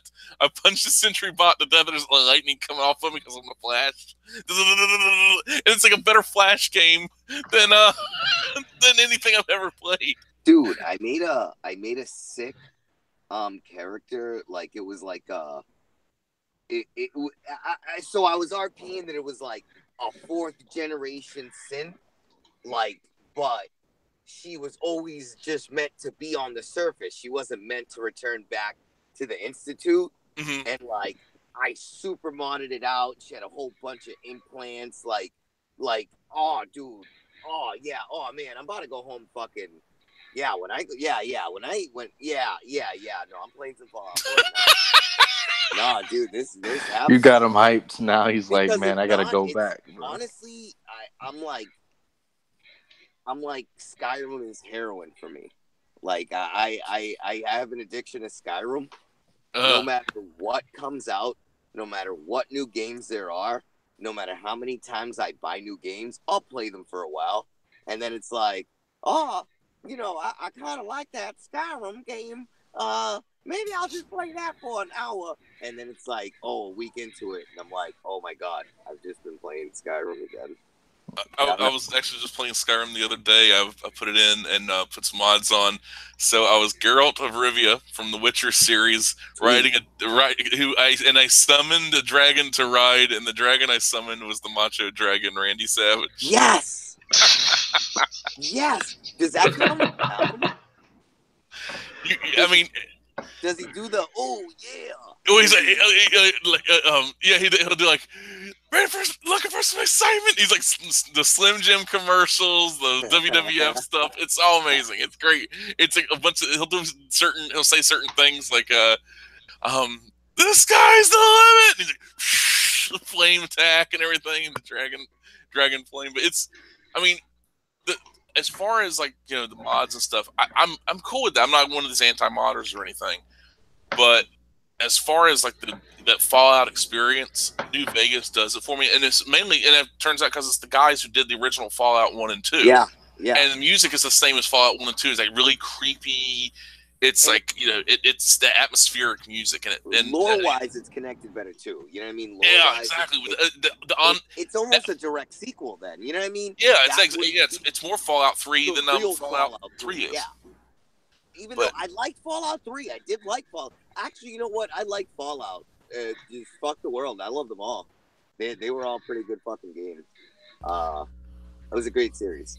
It was. New Vegas, New Vegas is a pretty good one. You know what's fun?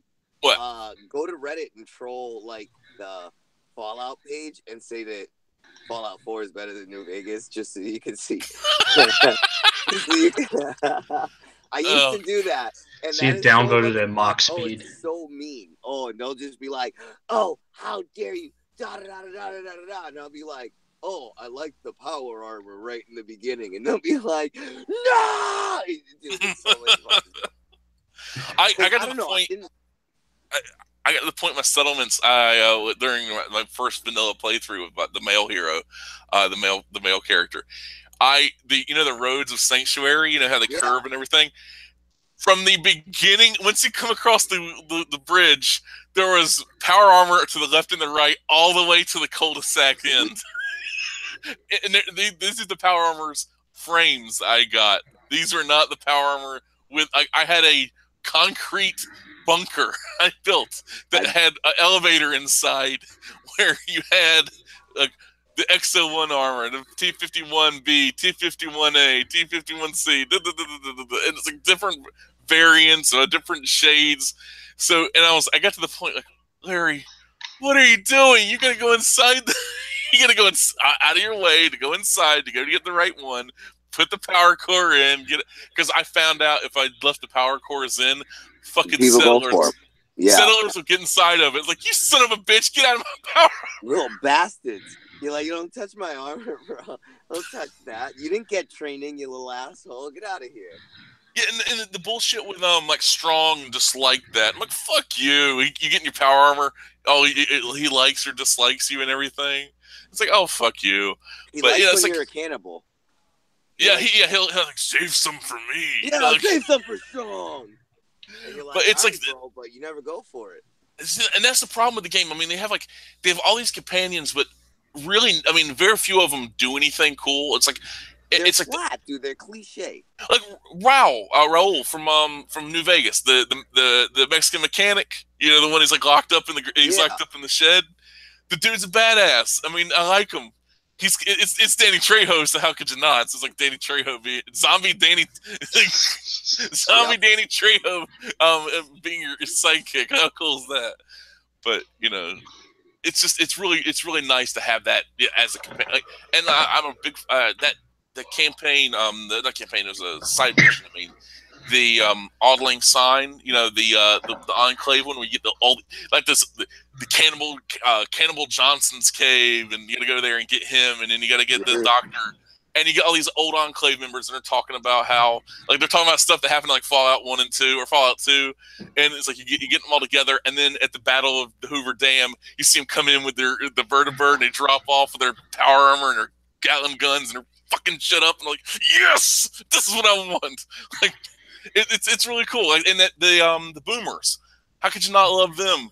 You know, like they're blowing shit up.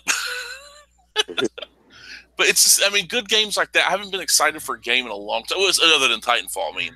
But for the most part, it's like most of these games, like, yeah, they're good, but that's about it. You know, I found a little gem in it, and it's pretty fun for what it is. But that game based off of that anime, Sword Art Online, Fatal Bullet, it's actually a really fun game. Like, the game mechanics is pretty fun, and I made a sexy anime chick, so that's awesome too. I'm sure there's a Fallout mod for that as well. Yeah, I'm sure. Yeah. Oh, bro, I'm so against like fake waifu mods for like those games. Like, I don't know. I don't want like that fake of a titty monster girl. You know what I mean? Like I usually increase the chest and the butt. You know what I mean? Yeah. Who does it? Who doesn't? You always want to download a better body. And actually, you usually want to download a better body, even if you're playing as a male, so that you can use like better armor mods. You know what I mean? But like some of those bodies are like super exaggerated. Like, I don't know, like, who wants to run around with an anime girl in the wasteland? Like, I don't know. Speak for yourself. Oh, well, there you go. I stand corrected. It doesn't match the art style. It just seems weird. Yeah, it's out of place. Like, I mean, don't get me wrong. Anytime I make a female character, unless I mean her to look like beat up and shit, like, I'll usually make a really pretty female character whenever I make one.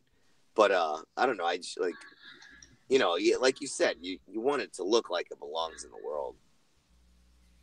Yeah, I remember seeing a mod for New Vegas. It was oh god, I can't remember. The guy had like the intimidation factor all the way up to like 100 or whatever, and he had Vin Diesel, Vin Diesel, Pitch Black, whatever the character's name was. Yeah, Riddick. Oh, Riddick. And he goes up and one of the Legion's like, halt, and he scares the Legion guy off, and he chases after him as him and Vin Diesel beat him to death. And another, it's like this, it's like crazy little fun mods like that. But I mean, last really cool mod I put on Fallout 4, because I play on the console. I'm not I don't do PC. I just don't have the money to invest in a PC at the point. I have a laptop, and that's about it. But with on the console, they I found the BioShock mod, where you get a little rowboat and you go to a lighthouse, you go inside bathysphere and all that, and you end up and you kill a Big Daddy, and you could take the armor, and it's power armor, but it's Big Daddy, so it's like it looks like a Big Daddy, like it fits, and there's also a Big Sister power armor as well, so. Like stuff like that. That's really cool. Like you actually battle. And we got the. When I saw the cover of the first BioShock, I just assumed you were playing as the guy, Big Daddy guy. Yeah, that's what I thought as well when I first saw the game. I was like, and they're like, oh wait, you're not? Okay, that's the bad guy. Okay, Yeah. I'll take it. I'm not gonna complain too much, but yeah, that's the thing with BioShock. It's like as interesting as BioShock is, and something with System Shock and everything. I'm surprised more like comics and movies. I mean, there was a movie called Cure for Wellness. I'd recently watched. It came out and kind of bombed. It only cost like $40 million to make, but it didn't make that much money back at the theaters. It was rated R. It's like not too many people knew about it. It was directed by Gore Verbinski, the guy who did The Ring, and he did the Pirates of the Caribbean movies. And it's about a guy who works for a company, and the boss of the company is missing. He has to go after the boss. The boss is at this retreat, isolated far away from most people. This is up in the Alps though, and it's a retreat and there's something mysterious going on. It's basically BioShock in the Swiss Alps. It's basically that, but it's got a little bit of throwback to like the Universal monster movies and stuff.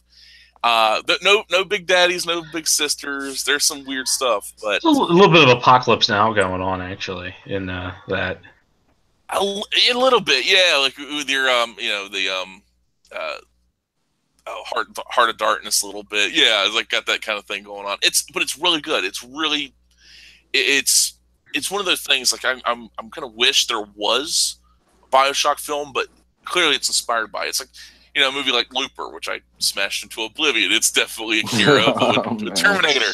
Ryan Johnson, damn you, Last Jedi. There you go. Gonna bring it back. Last Jedi ruined everything for you. But no, it's like he made me hate him. He made me hate that movie. But no, it's like that kind of. There are certain movies like look at Pacific Rim. No Evangelion, no Pacific Rim. No Godzilla, no Pacific Rim. But it's clearly got a lot of Evangelion in it as well, and there's no problem with that. But I'm surprised there isn't like more comics and games inspired by, like say BioShock or BioShock Infinite.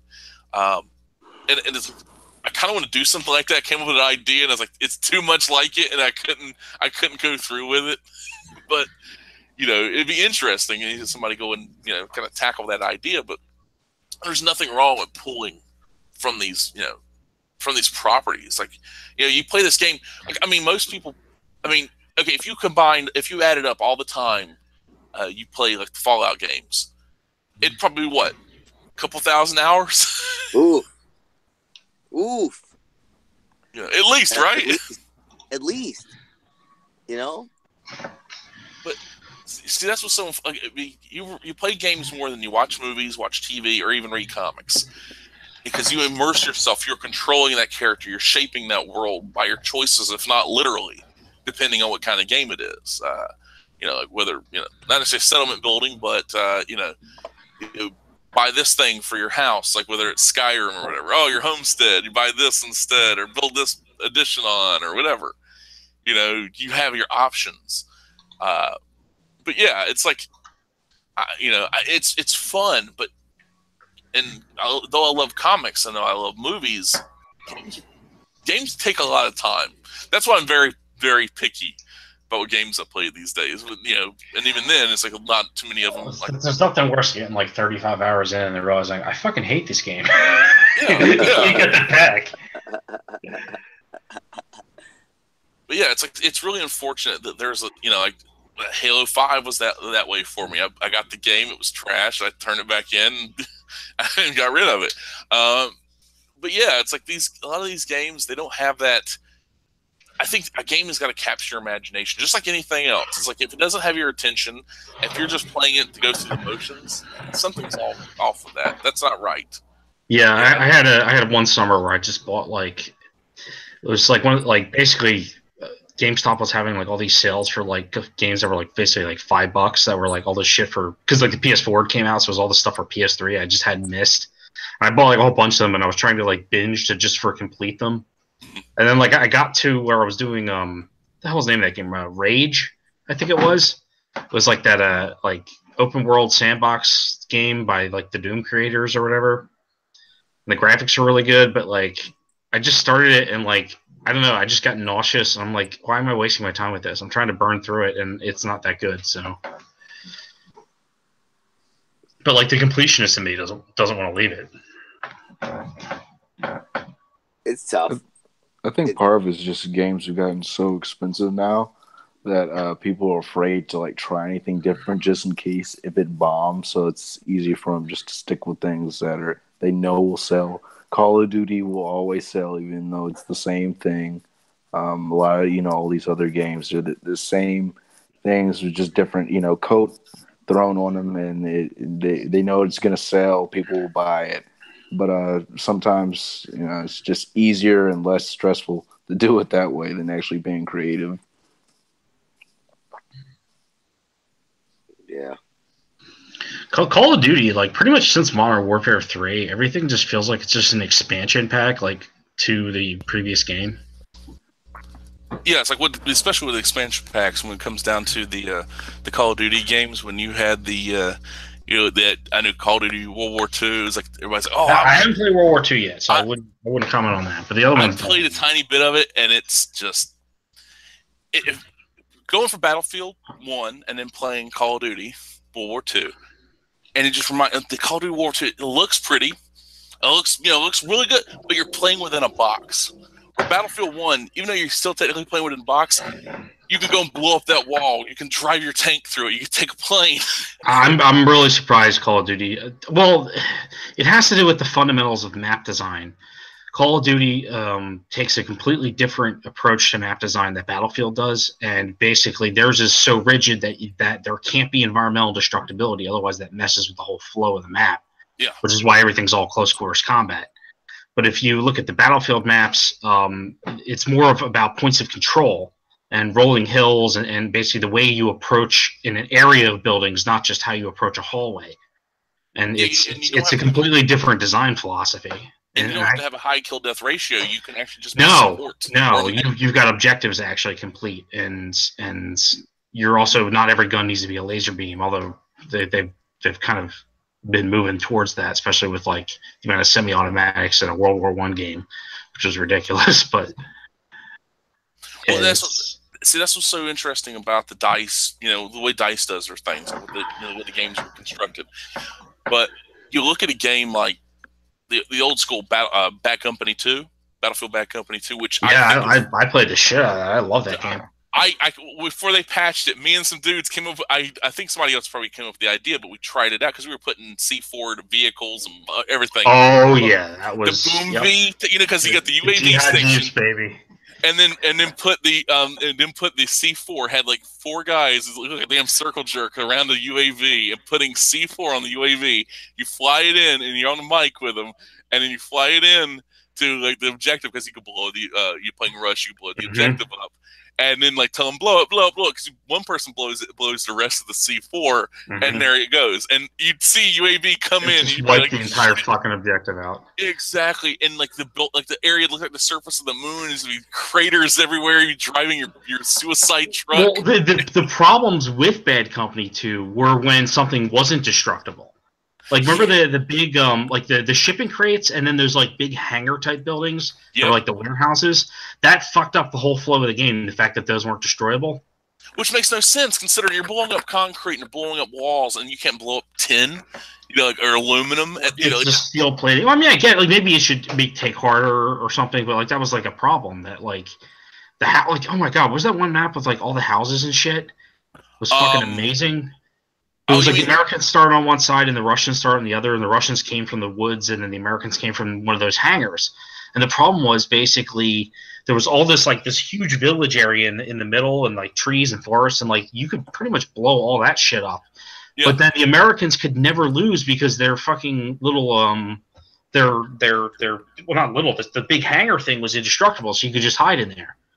And the Russians didn't have that because the Russians had like a village near where they started, which you could pretty much level. Yeah, so it made it impossible. There was a couple like one-sided maps. Well, see, and another one was the oh God, what was the submarine hangar? The submarine pin. You remember that one? The Alaskan village one. Yes, it's like night and snow, and so once you get pulled back to that point, there's nothing you can do because of that rush point. Because you have to go in there, and it's choke points everywhere. So somebody comes up and they get taken out. It's like you learn military tactics from playing these games. I mean, you learn what works and what doesn't. It's like it's better to go to a war college. Don't run down a fucking corridor of fire. Exactly. Smoke grenades, gas grenades, frags, and then you move up man to man. Like those motion sensor grenades. Oh my God, those were freaking. Oh God, the Carl Gustav with the tracking, you put the tracking dart on the helicopter. On the Gustav at them. And then the chunk, and there you go. But and then Bad Company 2, they did that DLC, the add-on, the Battlefield Vietnam, which was fucking amazing. It was really good, but it was so short-lived. Yeah, it needed a little more patches. Like the helicopter needed a little more armor. There was like a couple things. But playing the music going through, and oh my God! Oh yeah, playing Ride of the Valkyries in your helicopter, doing like a gun run. Like, Fortunate Son, and just that. The audio in that game was really good. Yeah. Oh God, I kind of wish you could play that now, but it's like I think you try going. Some of them games you can go back and play. I think Bad Company 2 is backwards compatible, but control wise, it feels so sluggish. Yeah, it's you have to get used to it, and that's the one problem with it is that it doesn't play like any other first person shooter in terms of like the way the sensitivity is done. Yep. So, which is a shame. It's like I really loved Battlefield 3 in terms of like the smoothness of how you were aiming and stuff. But then it like something about the netcode, like you didn't have the confidence. Like it was actually harder to put a bullets on target in a generic sense in Bad Company 2 because of the controls. But you also kind of were like you knew the bullets were actually going to hit, as opposed to Battlefield 3 where like you got to put an extra magazine into the guy to maybe have the rounds connect. Though if you play in a sniper, like on I forgot the name of the map, it's the one that it's the big wide open desert one. There's like mountain range on one. The Russians have the mountain range between them and the Americans, and there is like these oil derricks, oil refinery kind of buildings in the middle. In Battlefield 3 you're talking about? Yeah, Battlefield 3 is one of the maps. I remember being on the ridge, and I see a shoot out. Like, the guy had to be like a mile away, and I with this high caliber. It wasn't the 50 cal. It was one of the Lapua or something. Yeah, they got rid of the 50s in Battlefield 3 with that kind of stuff. Yeah, map pickups. They were. Yeah, that's so you had to go to a certain place at a certain time to get it. But I remember like seeing the guy parachute. He lands and he goes prone. And I aim the rifle up. I'm like, okay, come on! I fire, and I see where the bullet overshot him just by a hair. I lowered it a tiny bit more. Boom! Headshot. Got him like this. The bipod in 3. That was like one of the most satisfying things when you like set up in a position and there's no scope lean because of the bipod, and you're just like walking it to the target basically. It's so nice, but that's the thing. Like these games, like it's so used to so when you watch a war movie, especially like those older war movies, it ruins things because it looks when you see them fire from the hip, it looks so stupid. It's like it ruined these video games being so realistic, and like these more modern movies where you see these old like cop movies that are firing from the hip with they're not using like 2 hands on the pistol. It's like it just looks so bad. It's like no wonder you guys sucked. Oh man! In the movies, not in the John Wick has like fucked everything up. Oh yeah! Really after that, like they counted the bullets and he's reloading properly, and he's like, yes, the hearing stuff, and like it's just they set the bar to a point where you're like, well, now Commando seems really silly, even though I love that movie. Yeah, Commando, like you got hip firing, unlimited ammo. He never reloads. It's like you never see reload. Like those old movies, you never really see reloading. It's the plot reload. Yeah, it's plot. Yeah, he's got God mode on. He's got infinite bandana. If it was Metal Gear. But and you can't get shot until like it's plot time. Yeah, Did you ever see Death Wish 3 where he's like the ending of Death Wish 3 and he's like running through the streets and first he's got like a Browning machine gun and then he's got the pistol and then like everybody's like lighting him up and then he stands there, aims, takes a shot, boom, hits the one guy. You're saying it's like the launcher. mustache has a force field around him. It's yeah, the rocket launcher. Yeah, it's like it's like taking out the back, and I think that was kind of. I mean, I don't know. I think Death Wish 3 came out before Invasion USA, but basically both of them ended the same way. Yeah, but they have the same ending. But you know, Invasion USA and a third Dirty Harry ends with a fucking rocket launcher. Oh my god, you're right. Yeah. The one with Lacey or Cadmia Lacey. It's the weakest, but it ends with a rocket launcher duel in Alcatraz. I mean, it's kind of hard to say that sucks. And then the government, the city government guy is like, we have your money, release your hostages, we're willing to negotiate. You know, and it's so funny. It's like they peg San Francisco. San Francisco's been like that for a long time. Like if the Zodiac Killer says if the Zodiac Killer says something, so do this. And I won't kill no more, and they'll do it. They'll. It's like everybody else. They don't agree. They don't negotiate with terrorists. San Francisco will.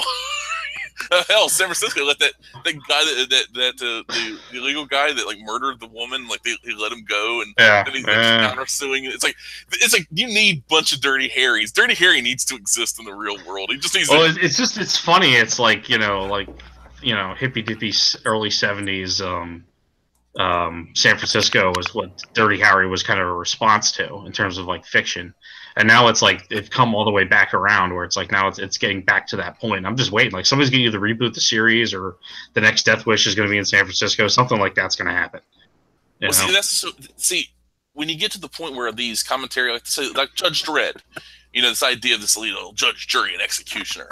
And like, it's a commentary on America and how America is so messed up and everything like that. And it's like, it's just a good idea at this point. Considering, oh my god, it's like, well, would you rather live in Judge Dredd or Demolition Man? That's what it feels like you're choosing between. Well, if I lived in Demolition Man, I could rule the. Demolition Man. That's what it's like turning into. It's like sensitivity society, and like it's crazy. Well, see, that's one of those things. Like Demolition Man in the Star Trek universe, I would be ruler of everything. The reason I say that because I wouldn't take like when it comes down to look at Demolition Man. They fine you for bad language. I mean, we've been fined a couple $100,000 at this point for this stream. Like you have been fined this many credits for violating the moral statute. And this is a world where the cops have to ask their PDAs, ask their smartphones, how do I deal with it? He's not doing what I told him to do. What do I do? Oh god, it's like I would out Simon Phoenix. Say in a more firm voice. Or else. What else, motherfucker? Exactly. And it's like, no, but that's like what it's turning. That's what it's turning into. It's like these fucking like sensitivity training and protocols, and it's like, man, just let a cop do what the cop's got to do. He can't even get fucking thrown out of a Starbucks without it being a national incident. And that's so funny. Like you loiter, and then you loiter someplace, and then you get thrown out. And people make a big deal of it, and it's such an unfortunate thing. It's like there are good, just like anybody. There's good police out there. But then there are police out there that they were the kids that were picked on. They wanted, they wanted to show somebody. Well, it comes with the power complex. And I met that too. I'm no fan of that. But the problem is, it's like we can't call those people out if it's like you're gonna act like a bitch every time you encounter a police officer. And the blue line bullshit, like where they it's like that. The snitches get stitches and all that shit. But in doing so, you're allowing the assholes to run rampant because you don't want to lump. You kind of lump everybody together, and it's really stupid for when they do that. But it's like, what can you do, really? I mean, but there you go. Something is tapping, and I don't know what's tapping. Oh, it's me accidentally. I got my cord all tangled up. Sorry about that. But no, it's but no, like when you think about it, like, you got these law enforcement that, you got some, a lot of them they'll shoot first, ask questions later, because if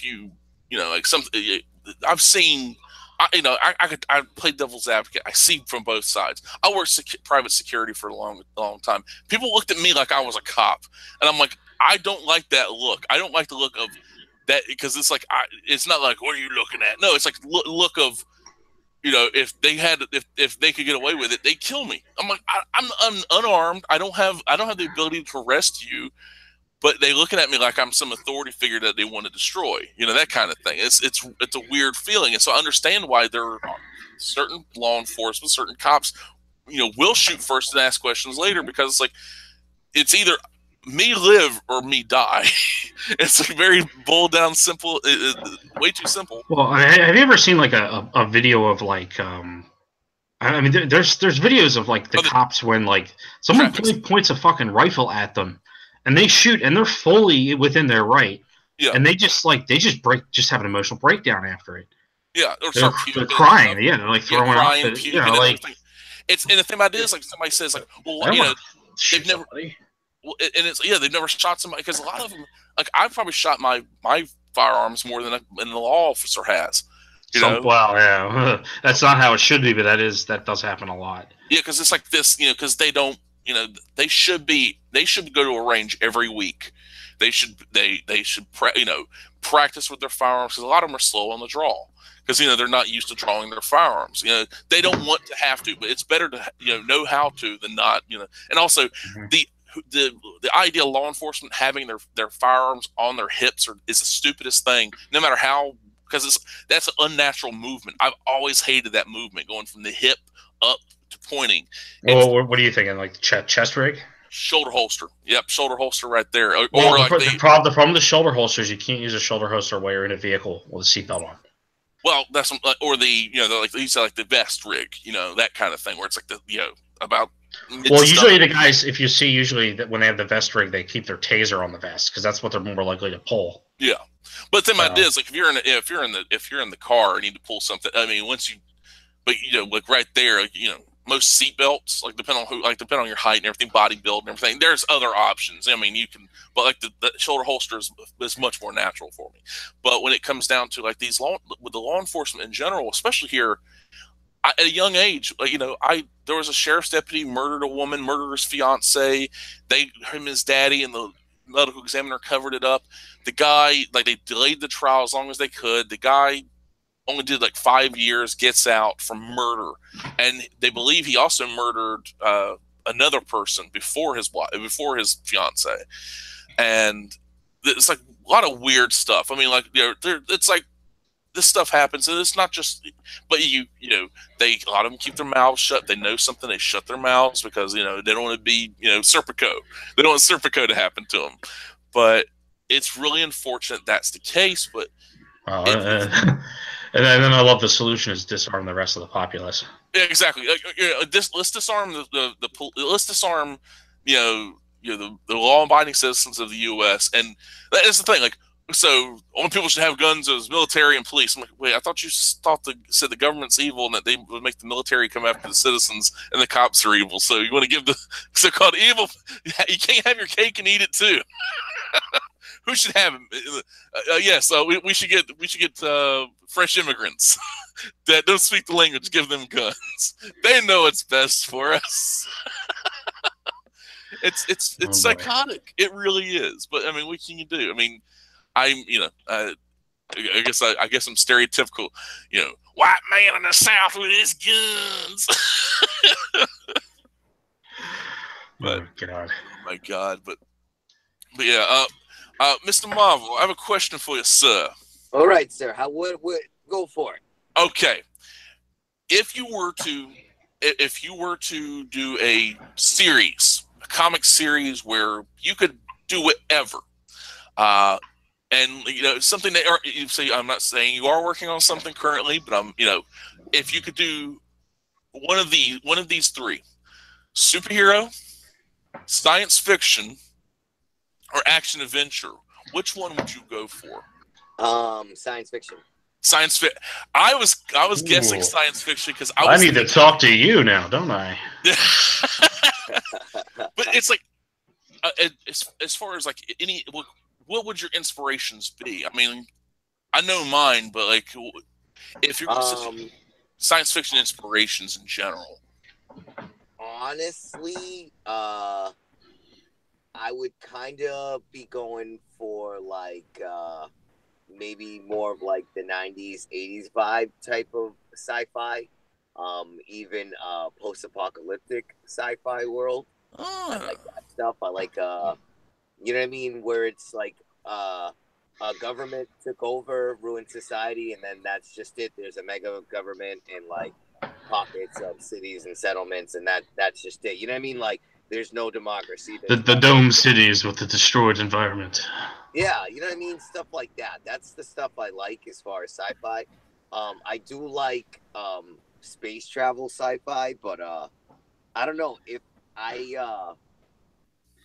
don't know if I was doing anything, I think it would be like, you know, some kind of like I don't know why, but I keep thinking like you ever saw that old movie? What was it? Cherry 2000? Yes, he's gonna go out and get the new. Yeah, there's a movie coming out. It's basically Cherry 2000. I mean, hell, I can turn around and say, if I could do anything, I'd love to do like classic heavy metal stuff. Oh yeah. Honestly, I mean, even if I got to do it in my style, I would still. If that was made with love and not the cynicism that seems like surrounds that style now, that probably that could make a comeback. You know, like your version of Tarna or something like this. You know, beautiful chicks with these pterodactyl things. You're gonna hate what put that inspiration in me the other day. So my kid loves Teen Titan Go. And to me, I don't really care because it's comic books. You know what I mean? Like, whatever, it's DC. You can go ahead and watch it. It's funny to me, too. And, like, one of the episodes, just, like, I don't know, Cyborg kept listening to, like some 80s inspired soundtrack. And it, like, I went over to see what was going on because I'm like, what the hell is this child watching? And, you know, because let me be a parent. And like, it was cool because it was trippy. And, like, they kind of drew it out in the style of heavy metal. And I was like, oh, yeah, dude, that was awesome stuff. You know what I mean? That was, like, so many different genres of things mixed together that somehow worked. You know what I mean? I don't know. So I would love some stuff like that. Well, see, I'd love to see you do that because that right there, it's like science fiction in general. You get a few things, but it's like Black Science is a book that I was given the first volume. It was gifted to me, and I read it, and it was okay. But all it was is it's Sliders, the comic book, like the old '90s show. I don't know if either of you watched that. Any of you watched that? Sliders. Sounds familiar. Never heard of that one. Maybe I've seen it. I don't know. It's about a guy, his scientist friend, and his girlfriend, and this random dude. He's a musician, Rembrandt. A guy named Rembrandt, and they all end up being sucked into a portal and transported to alternate Earths. And they go on like they're trying to find their way back home, but they go from like a Earth where dinosaurs exist, but they're all put on in San Francisco. Like San Francisco is like a natural preserve for dinosaurs. Earth where everything's like frozen over or like that kind of stuff. And Black Science. I recognize seeing it, but I don't remember shit about it. It's kind of like one of those, like each episode was like episodic. It's like a gimmick. Each episode's a gimmick. And they kind of like did some like retcons near the end of the series and stuff. I remember because I used to watch. It was on like Fox and everything. It was like one of those Fox TV shows from the '90s. Jerry O'Connell was the main dude, and the fat kid that was in Stand By Me. Or he wasn't so fat when he grew up, but yeah, it was one of these concepts, and like a lot of these science fiction concepts in comics, they don't like capture my imagination. Like you're saying, heavy metal. Something science fiction-y, heavy metal. I'm down with that. That right there, that is something I'd love to see because there's so much more like open concept. Would you want to take the fantasy story route or the high sci-fi route? I mean, that's kind of where I see this split, and I think people try to do both at once, and it doesn't always work. I have to go fantasy because I see like there's concepts I've been I got a little sketchbook and I've been putting ideas into it. And the closest thing, it goes fantasy. And there's like more fantasy guys. The problem with high sci-fi, it's like I watched season 2 of The Expanse recently. Based off the book series. Mm-hmm. That's high sci-fi. It's still science fiction, but there's no FTL. There is like there's like certain super relativistic speeds. You know, they don't treat things like, you know, they don't treat things in a very flippant manner. Things make sense in this world. Mm-hmm. You know, like certain things, like, you know, you either go, yeah. Either go one way or the other. I'm saying the distance is basically you either go Flash Gordon or you go like Flash Gordon, John Carter, or you go the other direction, which is like 2001. Yeah, exactly. You know, and Expanse is basically 2001, and Flash Gordon, John Carter, like if you like, you know, you want the intellectual crowd, you got to go 2001. But in Flash Gordon, John Carter, you got John Carter. I mean, it was a naked dude on Mars with naked chicks, you know, and multiple armed warriors. You know, you can't. I mean, that's titillation back then. Like now, it's like those Frank Cho, Deja Torres stuff. Oh, beautiful! How beautiful! Arthur Adams did a whole bunch of covers for that. I think I gotta head out though. All right, same as well. Yeah, go ahead, wrap this up. But this was fantastic. Nice little chat, and thank you guys for joining me. And we'll do this again soon. Eventually, who knows? We'll keep each other in a loop. Always fun, depending on how this week ends. Depends on how busy I'm going to be Tuesday. So there you go. Fingers crossed for you, man. Fingers crossed. Yeah. All help for you, brother. All the help we can get. So there you go. Well. And that'll be it for us tonight. Thank you of those who stopped by, and we shall see you again next time.